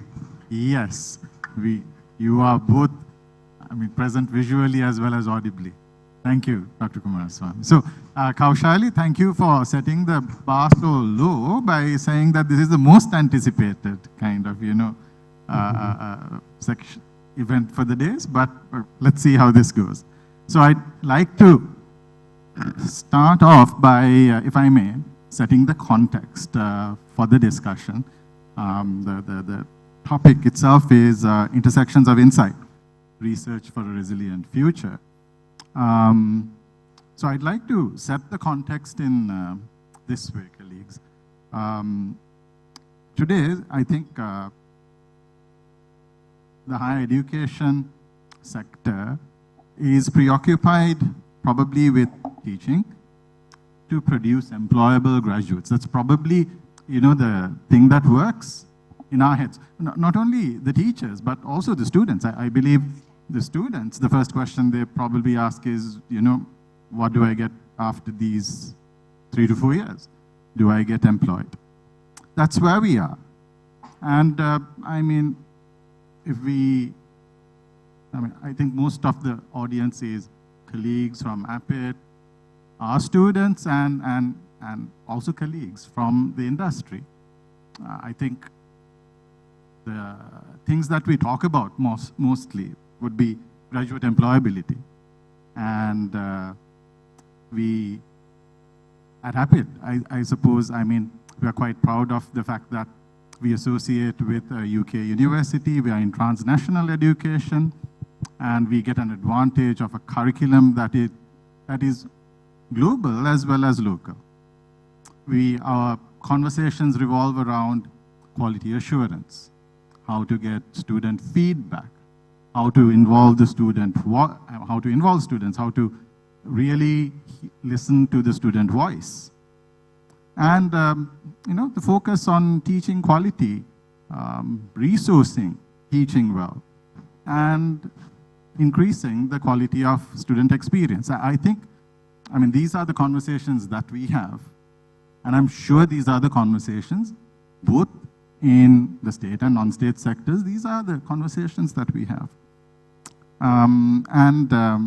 If I were to kind of just go back to APIIT, I think there is a deeper conversation where we try to involve staff and students into saying that, you know, any kind of training has as its root, or the end result should be character development. And, you know, we've had conversations around this. And Professor Murali, thank you so much for ending on that note by actually pointing out that the purpose of education is to make a significant improvement in our characters. So, but again, the topic is not education for a resilient future, but research for a resilient future. So I would propose that we could do better as organizations as well as individuals to be a little bit more research focused is what I'd like to propose. And what I'd like to bring to the discussion is intersections of insight. I think we have a vast experience from Professor Murali, Professor Nilanthi to Dr. Kumaraswamy. I'd like the context to be, let this be a discussion that enlightens the audience, young researchers of tomorrow. What is the context today? And, you know, how do we engage in better research? So, if that makes sense. So I hope that made sense. But so if it didn't, don't worry, because you have speakers much more qualified than I am, and I'm going to kind of weigh in on them. So to kickstart things, I'd like to start, Professor Murali, with you. So drawing from your keynote, I'd like to throw you in a little bit in the deep end. AI seems to be a key driver for VUCAD, a VUCAD world. So given the impact of AI on education, in teaching and learning, in research and knowledge exchange, could I ask you to share your perspective, elaborate on how you perceive research itself to be evolving under the influence of AI? So that's the perspective. And how could young researchers get ready for such an evolution? What's your advice for them? Thank you. Very interesting question. And once again, thank you for having me on the panel. Two parts to your question, Gavindu. The first one is how it's evolving from a research perspective, and then what should the early career researchers do? Yeah, okay. Let me go back to when I was a research scholar in Peter Drucker School of Management in the US, pursuing my own PhD. I used to spend probably about 8 to 10 hours a day in the library, right? Looking for journal articles. How many of you know what a fish card is? Heard of something called a fish card? Not F-I-S-H, F-I-C-H. Fish card. So it's like a card that you put into a reader, which tells you where the journals are in which part of the library. And then you take a small printout and go to the librarian and say, can you direct me kindly to this warehouse of books or journals. Where do I get this from? Then half your time is just searching for information. Cut the story short, I think AI has really shortened that time for research. Yeah? And before AI, and then Google, Uncle Google as we call it, or Auntie Google to be fair, sped a lot of things up for us, right? From searching to just type something and you're getting. Now today, AI is doing a lot of the work what librarians used to spend an entire day doing for students, such as many of us right in that time. The searching process, the getting to the right data process, helping us to synthesize a lot of this, a lot of manual work. Time and time again, we spend so much time doing that. And today we just want prompt and it's there. I'm not saying it's totally right 100% of the time, but accuracy is almost about 75, 78%. There's human intervention required to validate the data and validate citations and so on. So the first point I would like to bring forth, AI is, of course, in a massive way has reduced the whole speed of data search for us. Be it literature review, be it running simulation modeling, analyzing, finding, writing code, in fact. It's really simplifying for us. So time is really compressed. Again, to sidetrack a little, I was with DeepSeek recently, 2 researchers from DeepSeek, having a conversation about teaching students and doing research about web, creating websites, right? So he asked me a very interesting question. He said, Prof, how much time does a student spend designing websites? Is there a module called web development? I say, yes, it's a fundamental program for most of our computing courses. So he said, how much time do you teach this? I said, well, very proudly, I said, well, we spend an entire semester, 14 weeks with web assessment. Then he said, 14 weeks? Why are you wasting time? Let me show you how to create a website in 3.5 minutes. He said, this is how you prompt. This is what needs to go into it. And this is the research behind this. Lo and behold, there was a whole engineering website, the research output, the research scholars, papers, future papers that we should work on in 3.5 minutes, right? And then he put forth this question, do you need 14 weeks to do this for your students? Shouldn't you be teaching them the proper prompting techniques? Or the code that goes behind the prompt? Yeah. So again, yeah, I looked at that, my God, curriculum needs to change, right? It has to evolve. Do they need to know the fundamentals of web design development? Yes. But how does AI augment that? So likewise, from a research perspective, the time is really compressed. So data-driven search is there. That's the first part of the question. Yeah? So if anyone says that I'm not using AI for research, think again. You should. Helps you become more productive. But use it ethically, right? There's a whole discussion about ethical use of AI and not trusting AI that hallucinates. There's a lot of hallucination happening there as well. The second point, your question coming to is, what do earlier career researchers do? I think you really have to ask yourselves, how am I using the AI tools that are out there? And not every tool is relevant for a particular function in research. For example, if you're creating videos, do you use ChatGPT for that? Or do you use something else for that? In research, if you look at, there's the whole process of problem formulation, literature review, data analysis, and writing the report, right? So for each of these elements, if you break down, there are different AI tools that are out there, different AI applications that are out there. So I think first and foremost, really, as an early career researcher, okay, I need to do research. How can AI assist me in this whole process? And what tool do I use for, say, helping to refine my problem formulation in a much more much more thought-provoking way, addressing the gaps that are out there, and what tools am I using for literature review to allow me to do something called systematic literature search, and what are the tools out there to help me to analyze the data. So reskilling is required. And not everything lies in ChatGPT alone, or not everything lies in Copilot alone, or Gemini alone, or Meta AI alone. So there are different tools out there. It's growing very fast as we speak. So keeping abreast with this, I'm struggling, right? So we need to attend courses, need to attend lectures. And that's how the early career researchers need to really understand that. But at the end of the day, it's only a tool and it's not the research output that you're looking at. Because if you are writing the entire dissertation or research paper based on AI, which you can, people will know. Yeah. And in fact, there are some journals that editors have made a conscious decision to say that, look, if people are using AI-generated content, let them declare a percentage of it. What percentage and which part of this paper is actually used based on AI-generated content, and let us decide whether we requires a revision or acceptance or whatever the decision is. Yeah. So I hope I've answered that question.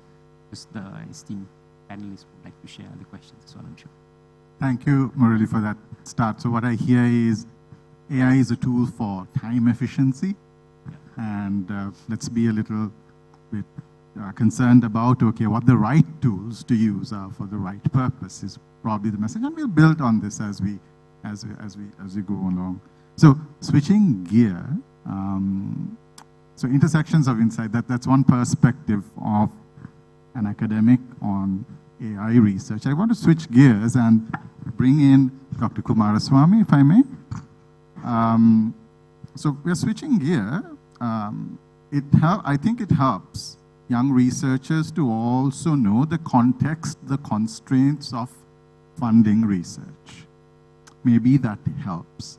So, so Sri Lanka's research and development expenditure, I hope these numbers are correct. I did not use ChatGPT for this. So it's approximately, I believe, hovering around 0.11% or 0.12% of GDP. And in contrast, the number is not important, but in contrast, at the other end of the spectrum, where there are research-intensive countries like the US, they allocate almost 3.5% to 4% of their GDP on research initiatives. So understandably, as you so mentioned in your talk as well, Dr. Kumaraswamy, Sri Lanka has had more pressing concerns that require funding. But could you give your views on the factors affecting Sri Lanka's budgetary allocation for research and development? And maybe, so this is just to educate the young researchers, what's the background to the funding constraints? And what's your perspective on creating a conducive funding environment for research? Sir, I am looking at you, but on the screen I realize that doesn't help you. I can see you through the screen, so that's fine. Let me see whether I can say something sensible on this. One thing is that one negative thing that has happened over a number of years in Sri Lanka is that we have moved away from evidence-based policymaking. Therefore, the overall culture for supporting research has deteriorated. This has meant that people have thought that research was driven by factors other than objective, rational thinking, and this has meant people have basically turned away from research.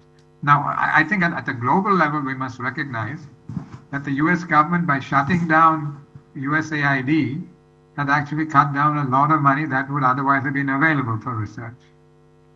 And also the rearming of the Western countries, the money they are now diverting into arms, some of it is also coming from, peaceful R&D.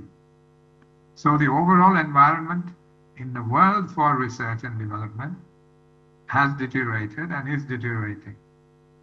In Sri Lanka, I think we can go against that grain if we are able to restore our commitment to evidence-based policymaking.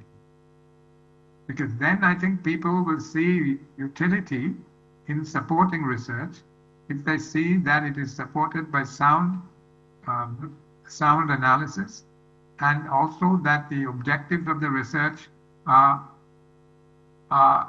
constructive in terms of the needs of the country and the people of the country. So I think that a big push has to come to shift back to this evidence-based policymaking. Thank you, Dr. Kumaraswamy. So that's I think a message for young researchers also to, be concerned about the policies that we are developing and maybe think of your research as a tool to encourage good policy. So thank you, Dr. Kumaraswamy, for setting that stage again. So this is perfect. Professor Nilanthi. So I'd like to bring you in, and so I'd like to kind of put three things before you. One is what Professor Murali said about, young researchers, what they should think about. Think about your efficiency, think about the right tools. And what Dr. Kumaraswamy said about data-driven or research-driven policies. And the third fact is, something that we've shared before the conference, Sri Lanka seems to have, from a certain perspective, Sri Lanka seems to have a good, a thriving academic research community. So there is this quote, from a colleague that I'd like to read out for the audience as well. Sri Lanka's academic research is thriving, with nearly 19,000 publications from 2019 to 2023. And the citation impact, 27% above the global average. This is leading in engineering, computer science, and medicine. I'm sure you would have contributed to this. And the nation's scholars are making significant strides, with 47.3% of publications in open access and robust international a robust international collaboration rate of 49%. Sri Lanka is emerging as a hub of scholarly excellence and innovation. And that's what the numbers say. But the overarching opinion, the public discourse, is that we don't do great in research. What's the explanation to this disparity? So I'd like you to take your time, Professor Nilanthi, because I want you to, I'm sure you have a lot to say about this topic, so please do not feel constrained. And not a too tough an ask, is it? A very complex question with a lot of different aspects that you have brought in, Govindu. But nevertheless interesting. So to start with what Murali talked about earlier on, about using AI as a tool for research, I completely agree that whenever a new tool comes along, we have to learn to use it appropriately. We have to learn what is the appropriate, ChatGPT, Grok, whatever, all of those, Claude AI, all of those are different tools that we can use, and we have to learn what is the most appropriate tool to be used in the particular circumstances that you are looking for.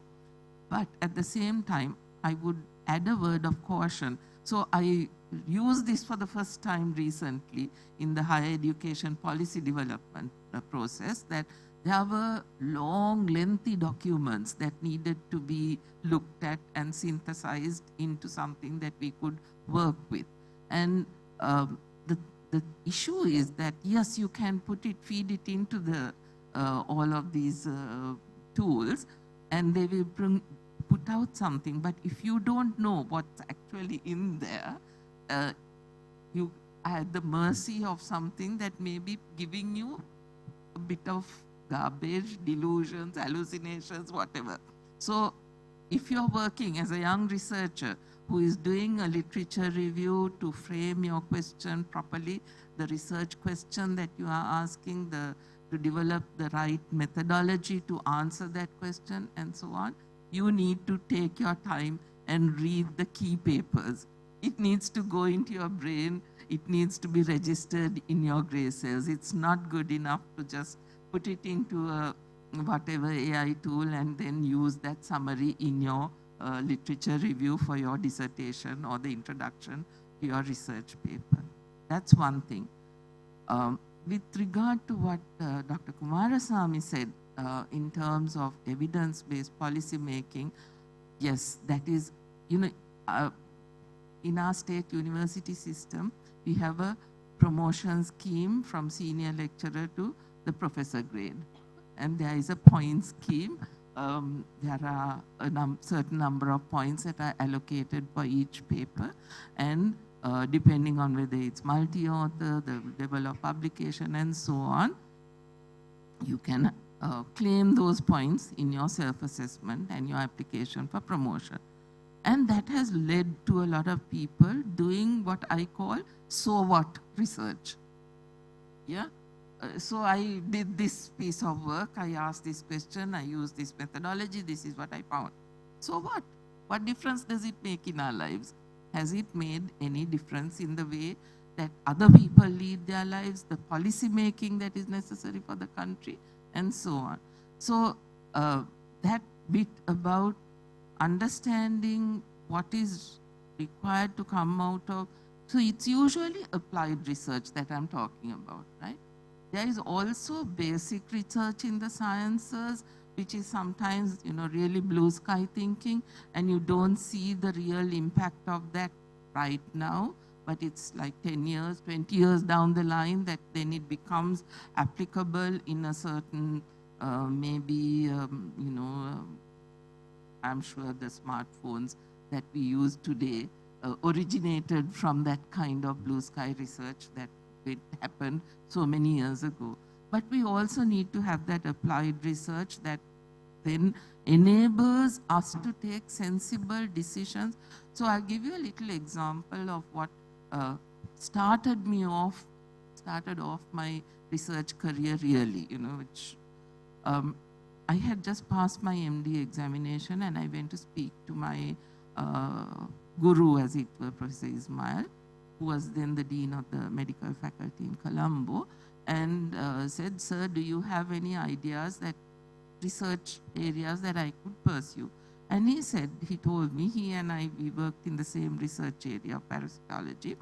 There is this practice that is happening in Sri Lanka in relation to using deworming tablets to counteract anemia in pregnant women in Sri Lanka. We are the only country that is doing it in the world, but I think that it has potential internationally. So can you do a study that will help us to get this message out to the world that this is a impactful means of dealing with anemia in pregnancy and that it is safe to do as well? So I got a team of people together and we designed this study to actually address those questions. Wrote to the WHO headquarters. They gave us a little bit of funding, $5,000 US, and then we managed to do this study in Ragama Hospital, Kandy Hospital, and then published it in the Lancet, which is one of the leading medical journals, together with the New England Journal of Medicine. And this was at a time when we just started using email, Gamindu. So then anyway, we did this, and that was something that justified what we were doing in Sri Lanka, and also changed WHO recommendations internationally about how we should use antelmintics, which is like, a 3 rupee tablet that, has a significant impact on the health of pregnant women and their children. So it was just simply based on what we were doing in Sri Lanka, a good research idea backed up by, decent literature review and understanding of the whole context in which it works, and so on. So it's possible for us to, in Sri Lanka, do research that impacts not only our little communities, but the country and the whole world. It is possible, right? And it wasn't an expensive project, right? $5,000 US is all we needed for this 2-year project. So now we talk about projects of $50,000, $500,000 US, right? That was just that. So the evidence base and the importance of us researchers actually contributing to that evidence base that tells us, informs the government. So for example, in higher education, if we are talking about liberalizing the non-state higher education sector, we need to have good data collection and good critical analysis of what is going on. So all that is actually research. It needs to be done systematically in a very rational way, right? Without having prejudice one way or the other, right? Okay. And then what was the last thing you wanted me to talk about, Gamindu? Thank you, Professor Nilanthi. The last one was this disparity between what is published. We seem to be doing a good job in research. But the social dialogue is at odds to that. What do you have to say about that? I think it's because, and this, I think a lot of researchers, academics are guilty of this. We think that once we have done a piece of research and published it in a journal or presented it at a research conference, our obligation ends there, our obligation to society. Until 5 years ago, that was my idea too, right? I thought that as an academic, as a researcher, I should be doing good, high-quality research, publishing it within my research community, getting it across to the health ministry people or the WHO to support policy making, but getting the message out to the public was not my business. Right? However, as a Vice Chancellor, I realized that the public also needs to understand that we are contributing in a different way to our society, and that we need to ensure that we communicate to the public in a language that lay people can understand what we are doing and the impact of what we have invested our time and energy in. That it is not enough just to do it at that high-level academic publication level and claim points for our promotion, say this paper was cited so many times, my Google H index is this much. That's not adequate. Right?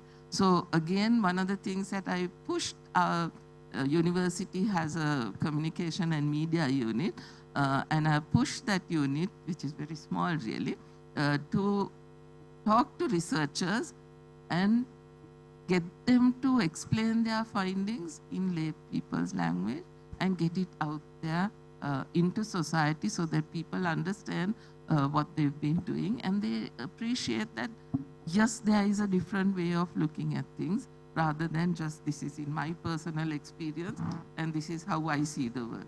There is a different way of approaching decision making. Yeah. Thank you so much, Professor Nilanthi. That was wonderful. So lots of insight there. That was a inspirational story about your very first research, and I think there's a lot for all of us to learn from that, starting off with a real problem and, being committed to being data-driven. And, I mean, getting lots of people to buy into that idea. I'm sure that wouldn't have been easy, even if it was for $5,000 US. So there's a lesson in that. And I think, thank you also for pointing out blue sky research. I mean, in today's world where I think we are at fault here, we also ask for what's the impact this research makes. Sometimes meaningful research will take years, decades for the impact to filter through. It doesn't mean that it's not useful for. So blue sky research, maybe it's a call for educators and young researchers alike to think along those lines. Must be impactful, but maybe not restrict ourselves to immediate impact. Thank you for that message. And I love what you said at the end, turning this around. I mean, I believe that that's a very useful point.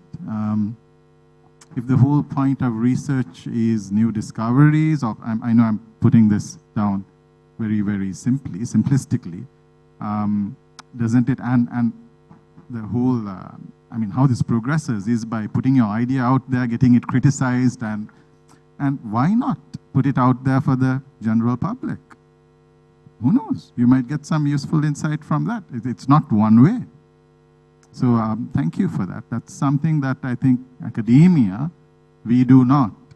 I mean, you realized this 5 years ago. I think we don't have enough conversations about this. So thank you for that. So so that sets the stage for, I think, getting my order right of the questions. Let's bring you in, Chairman. So that's a lot of input that we've kind of heard from Professor Murali, Dr. Kumaraswamy, Professor Nilanthi. And these are ideas that will help academics and young researchers. You're in the driving seat of, somebody who can actually make a policy decision and create that positive drive. So could you comment a little bit about, again, going back to what I started from, we've been committed to producing highly employable graduates, 25 years of that student experience. And of recently, we are expending effort on enhancing teaching quality and enhancing, technology-empowered education is something that's becoming a conversation within APIIT. In this backdrop, what's the kind of push, what's the kind of commitment that you could give to foster research culture? Thank you, Gamidu. So you asked the question and partly you answered also on my question, so it's nice of me. And also looking at the eminent the panelists. So I'm different to the other panelists because I'm corporate, and also these panelists are extremely academic. So I think you can expect my version from the corporate angle. So because I'm so-called chairman of APIIT as well. So this is the expectation I have. Listening to Dr. Kumaraswamy also, he was talking about funding resistance or funding not available the right funds, and also listening to you and Melissa talking about the technology and talking about the application and also the understanding of research. All these things are fine. What I see was, because I took 2 points very clearly. One is the research focus. Second one is the funding. So from the corporate point of view, I'm not talking about the detail in academy because I'm not supposed to be talking about the academy, which I don't know. So here my commitment, Gamidu, what is for sure. I mean, let me say, in a layman's language, if university is prevailing with all other aspects without research, that is not the university for me firsthand. Research, if there is no research focus, I don't think that we are qualified to say university. In that perspective, we have gone a long journey, 25 years, APIIT. We have been collaborating with one of the best universities all around the world. But from in-house, I think we need to have the same trend. So therefore, from the chair of APIIT, I will ensure, Gamidu, because you are the one with your colleagues that you are running the show here with my able colleagues. So from the top management per se, that our commitment will be 100% there to continue with this exercise on research focus as well. If there's any investment per se, actually you have been experienced that the way that it is coming up is the second time, third year continuously, we are very much very favorable for that side. So that's the message. If you really look at the Sri Lankan perspective, if you're talking about high-tech products, if you don't have, I'm talking about the Sri Lankan perspective in corporate. If there is no sufficient investment in research and development, R&D, how do you expect high-tech production as a whole in nation?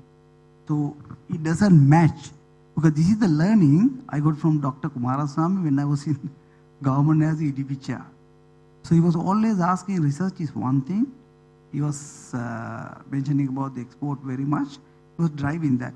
So little experience I had that during my time. I think I'm privileged to inculcate into APIIT as well for a better future. I think I gave some sort of explanation from my side. Gamidu? Thank you, Chairman. As well, it's difficult to ask you a tough question because I already know part of the answer, that there's carte blanche on research funding. So thank you for that, and thank you for, so to the young researchers here today, You've heard it from the horse's mouth, so please do hold us to that. Yes. So I think... As usual, Gamit, you put me in the spotlight again. Yes. Thank you. Yes, I live for these moments. Yes. So thank you, Chairman, for setting the stage for Sharman. So, and this is Dr. Sharman. Very unfortunate, Chairman and Sharman. So, you bring a wealth of experience from state universities to working with private higher education institutions. Could you comment on, what mechanisms we can put in place to kind of operationalize the Chairman's vision for how research should grow? And so, what are the measures that we can put in place or have put in place? And maybe you can speak to our young researchers and say, this is what you should look for, and these are the opportunities you should grab. Over to you. Right, thank you, Gamdu. So I think APIIT is well known for its teaching quality as well as student care for many, many years. So I think the Chairman's vision is now to establish and position APIIT as a research-driven and the innovation-oriented higher education institute in the country.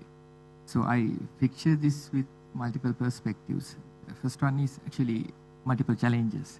The first one is to how we can conduct high-quality and impactful research at APIIT. So we are serious on conducting impactful research. The second challenge is that how we can tightly link the research that we conduct at APIIT with the real industry needs as well as the national needs. So what we have observed in countries like Sri Lanka is that there's a very clear segregation between the real needs of the industry and the actual work that we conduct at the academic institutes. So, we are pretty much interested in bridging that gap. So this is a national need as per my understanding. And the third one is actually in order to build a sustainable model, it is important to integrate this entire research process to the student learning experience starting from the very first year. So those are the main challenges that I have identified. So we have identified as an institute. So I think the solution is straightforward, that is to build a very strong research culture within APIIT.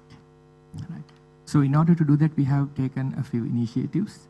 So this conference, AIRC 2026, the second edition of AIRC conference, which we started in 2024, I think this managed to bring a lot of a sense of research to the APIIT culture across all schools. The computing, business, law, and now engineering, biomedical sciences, and psychology.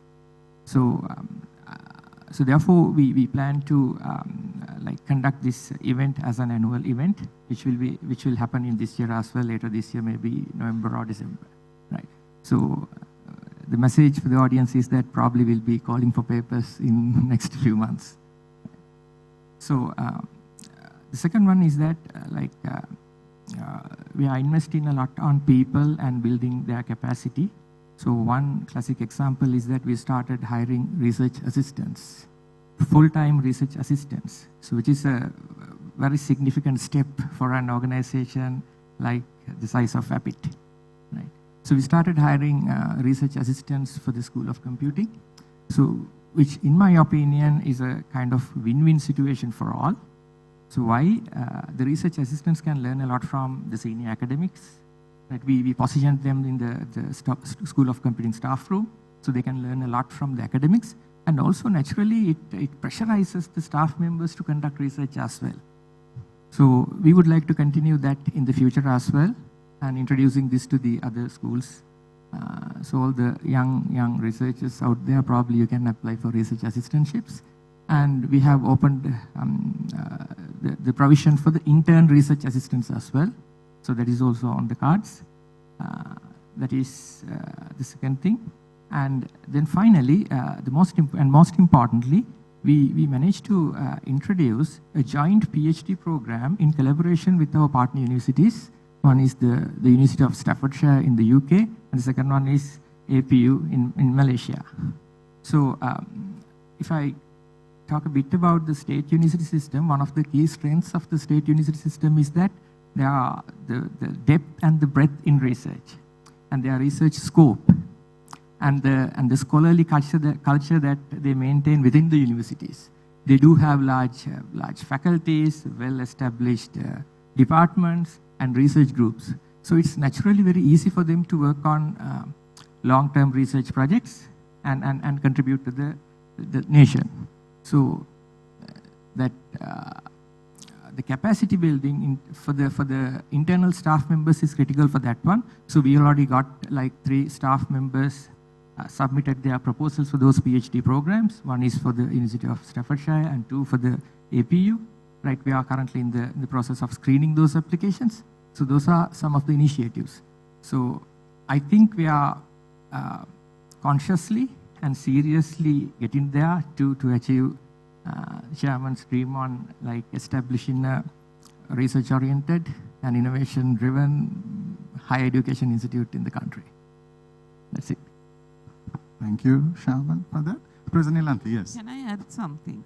I think it's not just a question of funding and research funding allocation, but also time allocation. Because when academics are, your day is full of classes that you have to take, you need headspace in order to do good research. You need to be able to think about what you're doing, reflect on it, discuss it with other people, bounce ideas of, real critical, constructive criticism in order to get to a good endpoint. So that time factor, the time allocation is also really. Shall I make a quick comment on that, Professor? So at the point that we are introducing these PhD programs, I already had a few discussions with the senior management, and we got them agreed to release staff members on shift, like to entirely focus on the research work.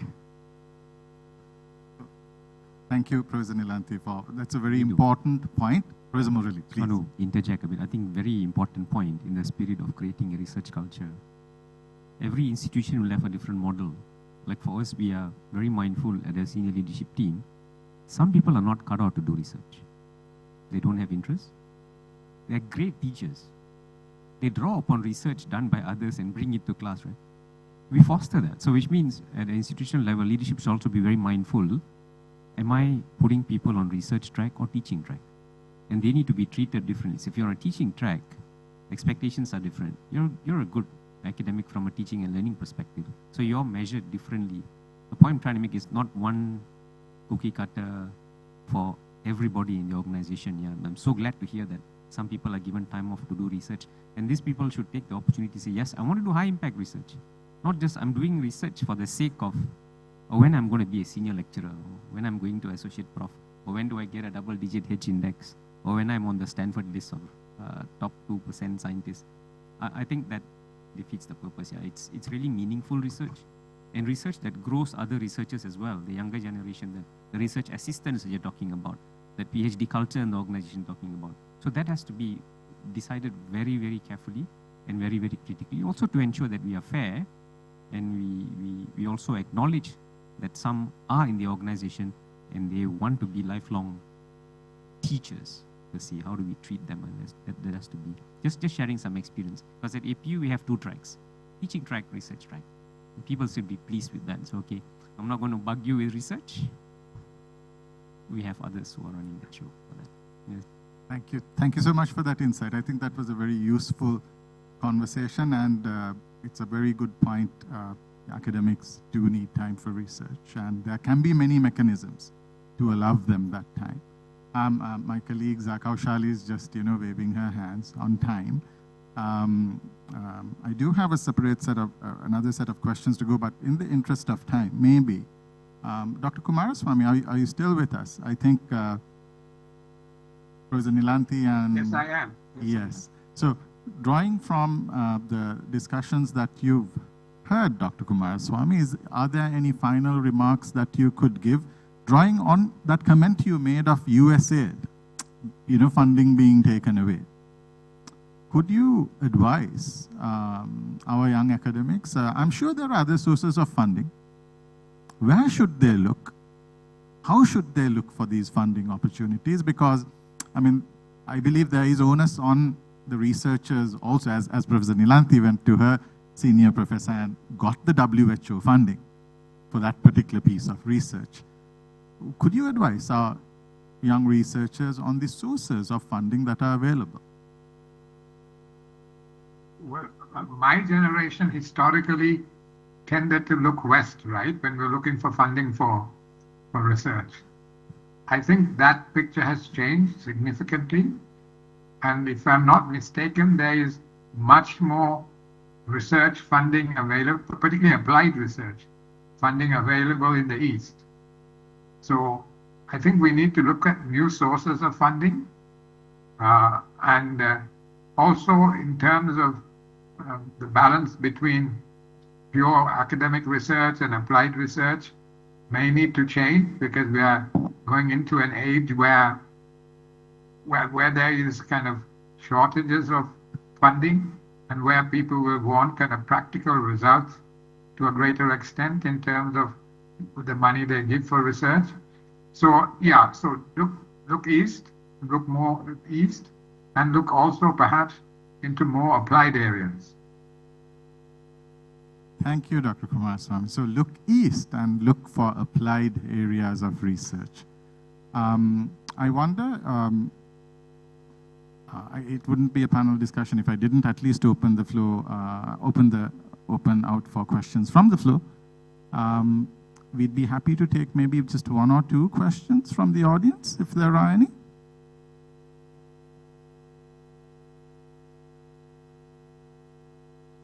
You're being very helpful by helping me stick to time.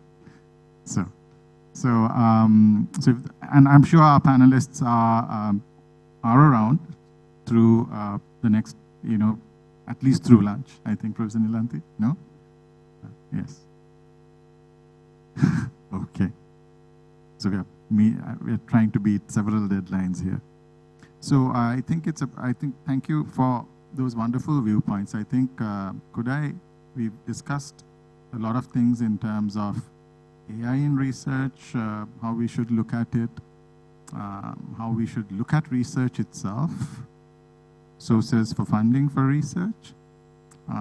Professor Murali, as somebody coming from outside the country and, looking at the discussion that we've had, could you add a few final pieces of advice to us, the academics, and our young researchers on how as researchers or individuals trying to make a contribution in research in Sri Lanka, what should we focus on?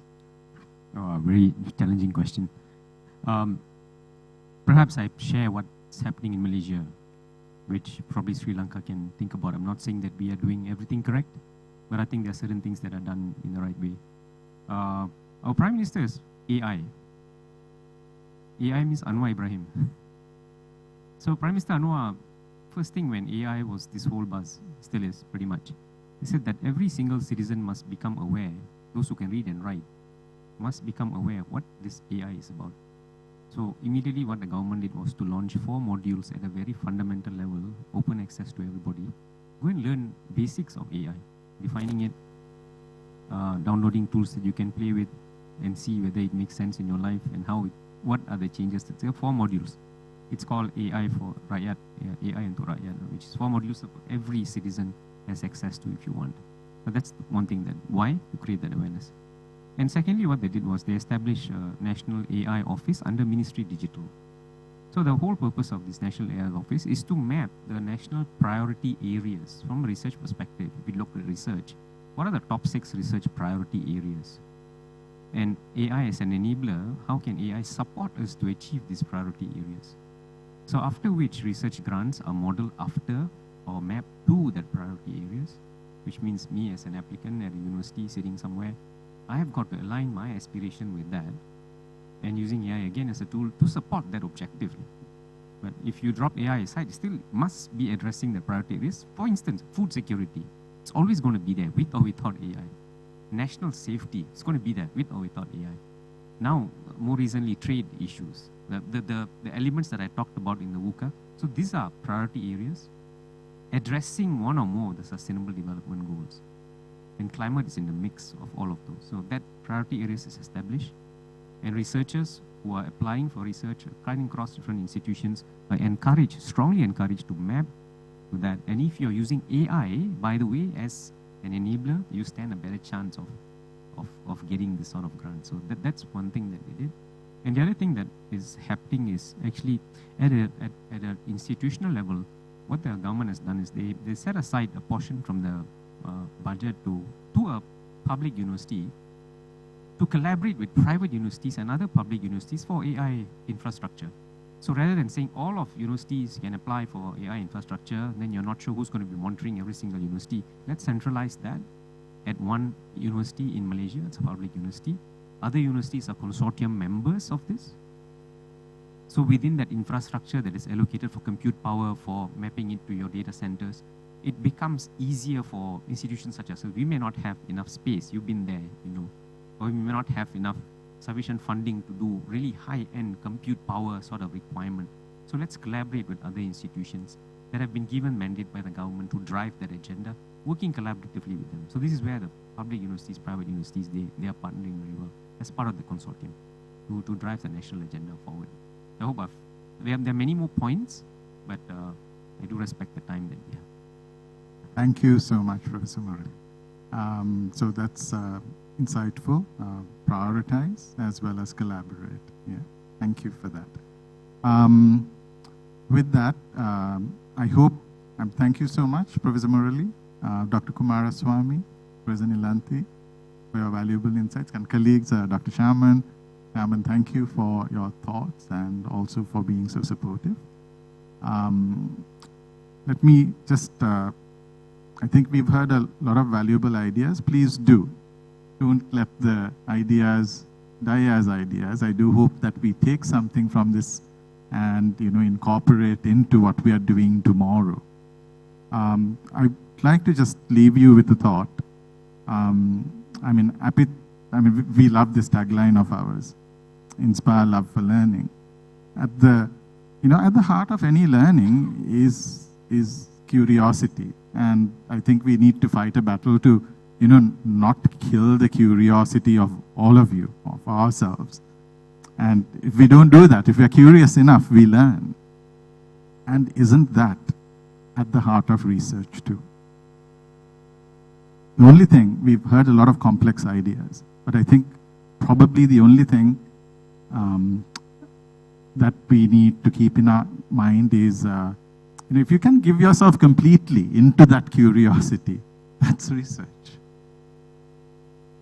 And, you know, everything else is, you know, there will be hurdles that we need to kind of, you know, jump through. But the initial thing is, why are you doing this research? It's not, not the so what research. It has to matter to you. If it matters to you, I'm sure it matters to, you know, your community. So I hope that, you know, this conference is an enabler, or, you know, it'll nudge all of us in the direction of maybe giving ourselves over to our curiosity. Yeah? With that, could I please ask for a very, very warm round of applause to all our panelists. Thank you. Thank you. Kaushali, over to you.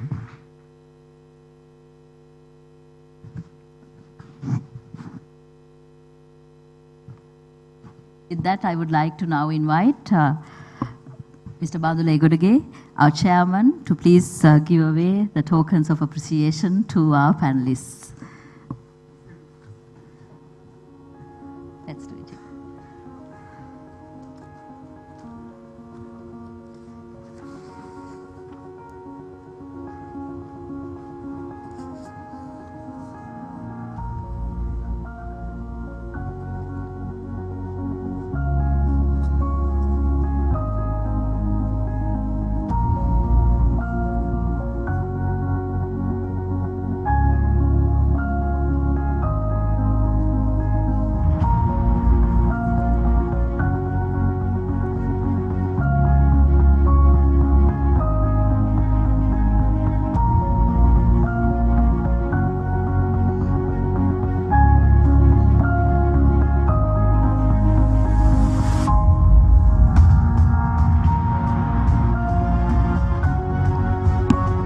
Thank you very much, Professor, and your presence today is such an honor for us.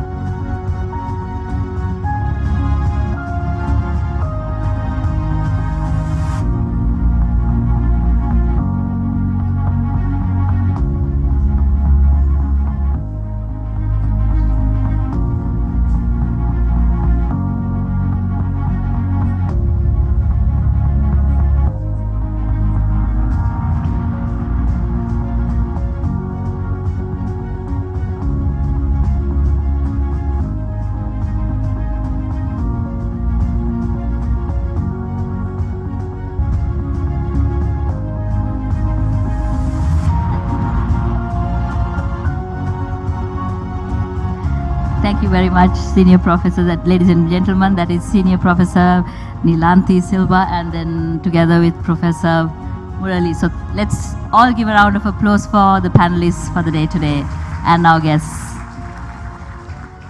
And with that, thank you, Chairman. Ladies and gentlemen, this brings us to the end of the opening ceremony of AIRC Conference 2025. And shortly, we will be starting all your excited presentations where you will be sharing your own knowledge with all of us who are present here today. We will now invite you to grab your coffee and your snacks and head to the presentation halls. Let me take 2 minutes from your time to give you the instructions about the rest of the day. Paper presentations will be held in 2 sessions, pre-lunch session and post-lunch session. In support of multiple presentations, a running lunch will be available at the main restaurant starting from 12:30 p.m. and the presenters of each technical room will be guiding you in groups for relevant lunch breaks. Business sessions will be held in level 4, computer sessions will be held in level 4, and law sessions will be held in level 1 and level 3. We expect to celebrate the knowledge sharing and conclude the day's proceedings in our closing ceremony today at 5 p.m. in this main hall. And with that, we are at the end of our opening ceremony. Thank you so much for witnessing this great day so far and inviting you to enjoy the technical presentations with all the young students and young academics as well as experts presenting their knowledge that they've experienced so far. And have a great day, have a productive day. We will meet back again in our closing ceremony at 5 p.m. Thank you very much.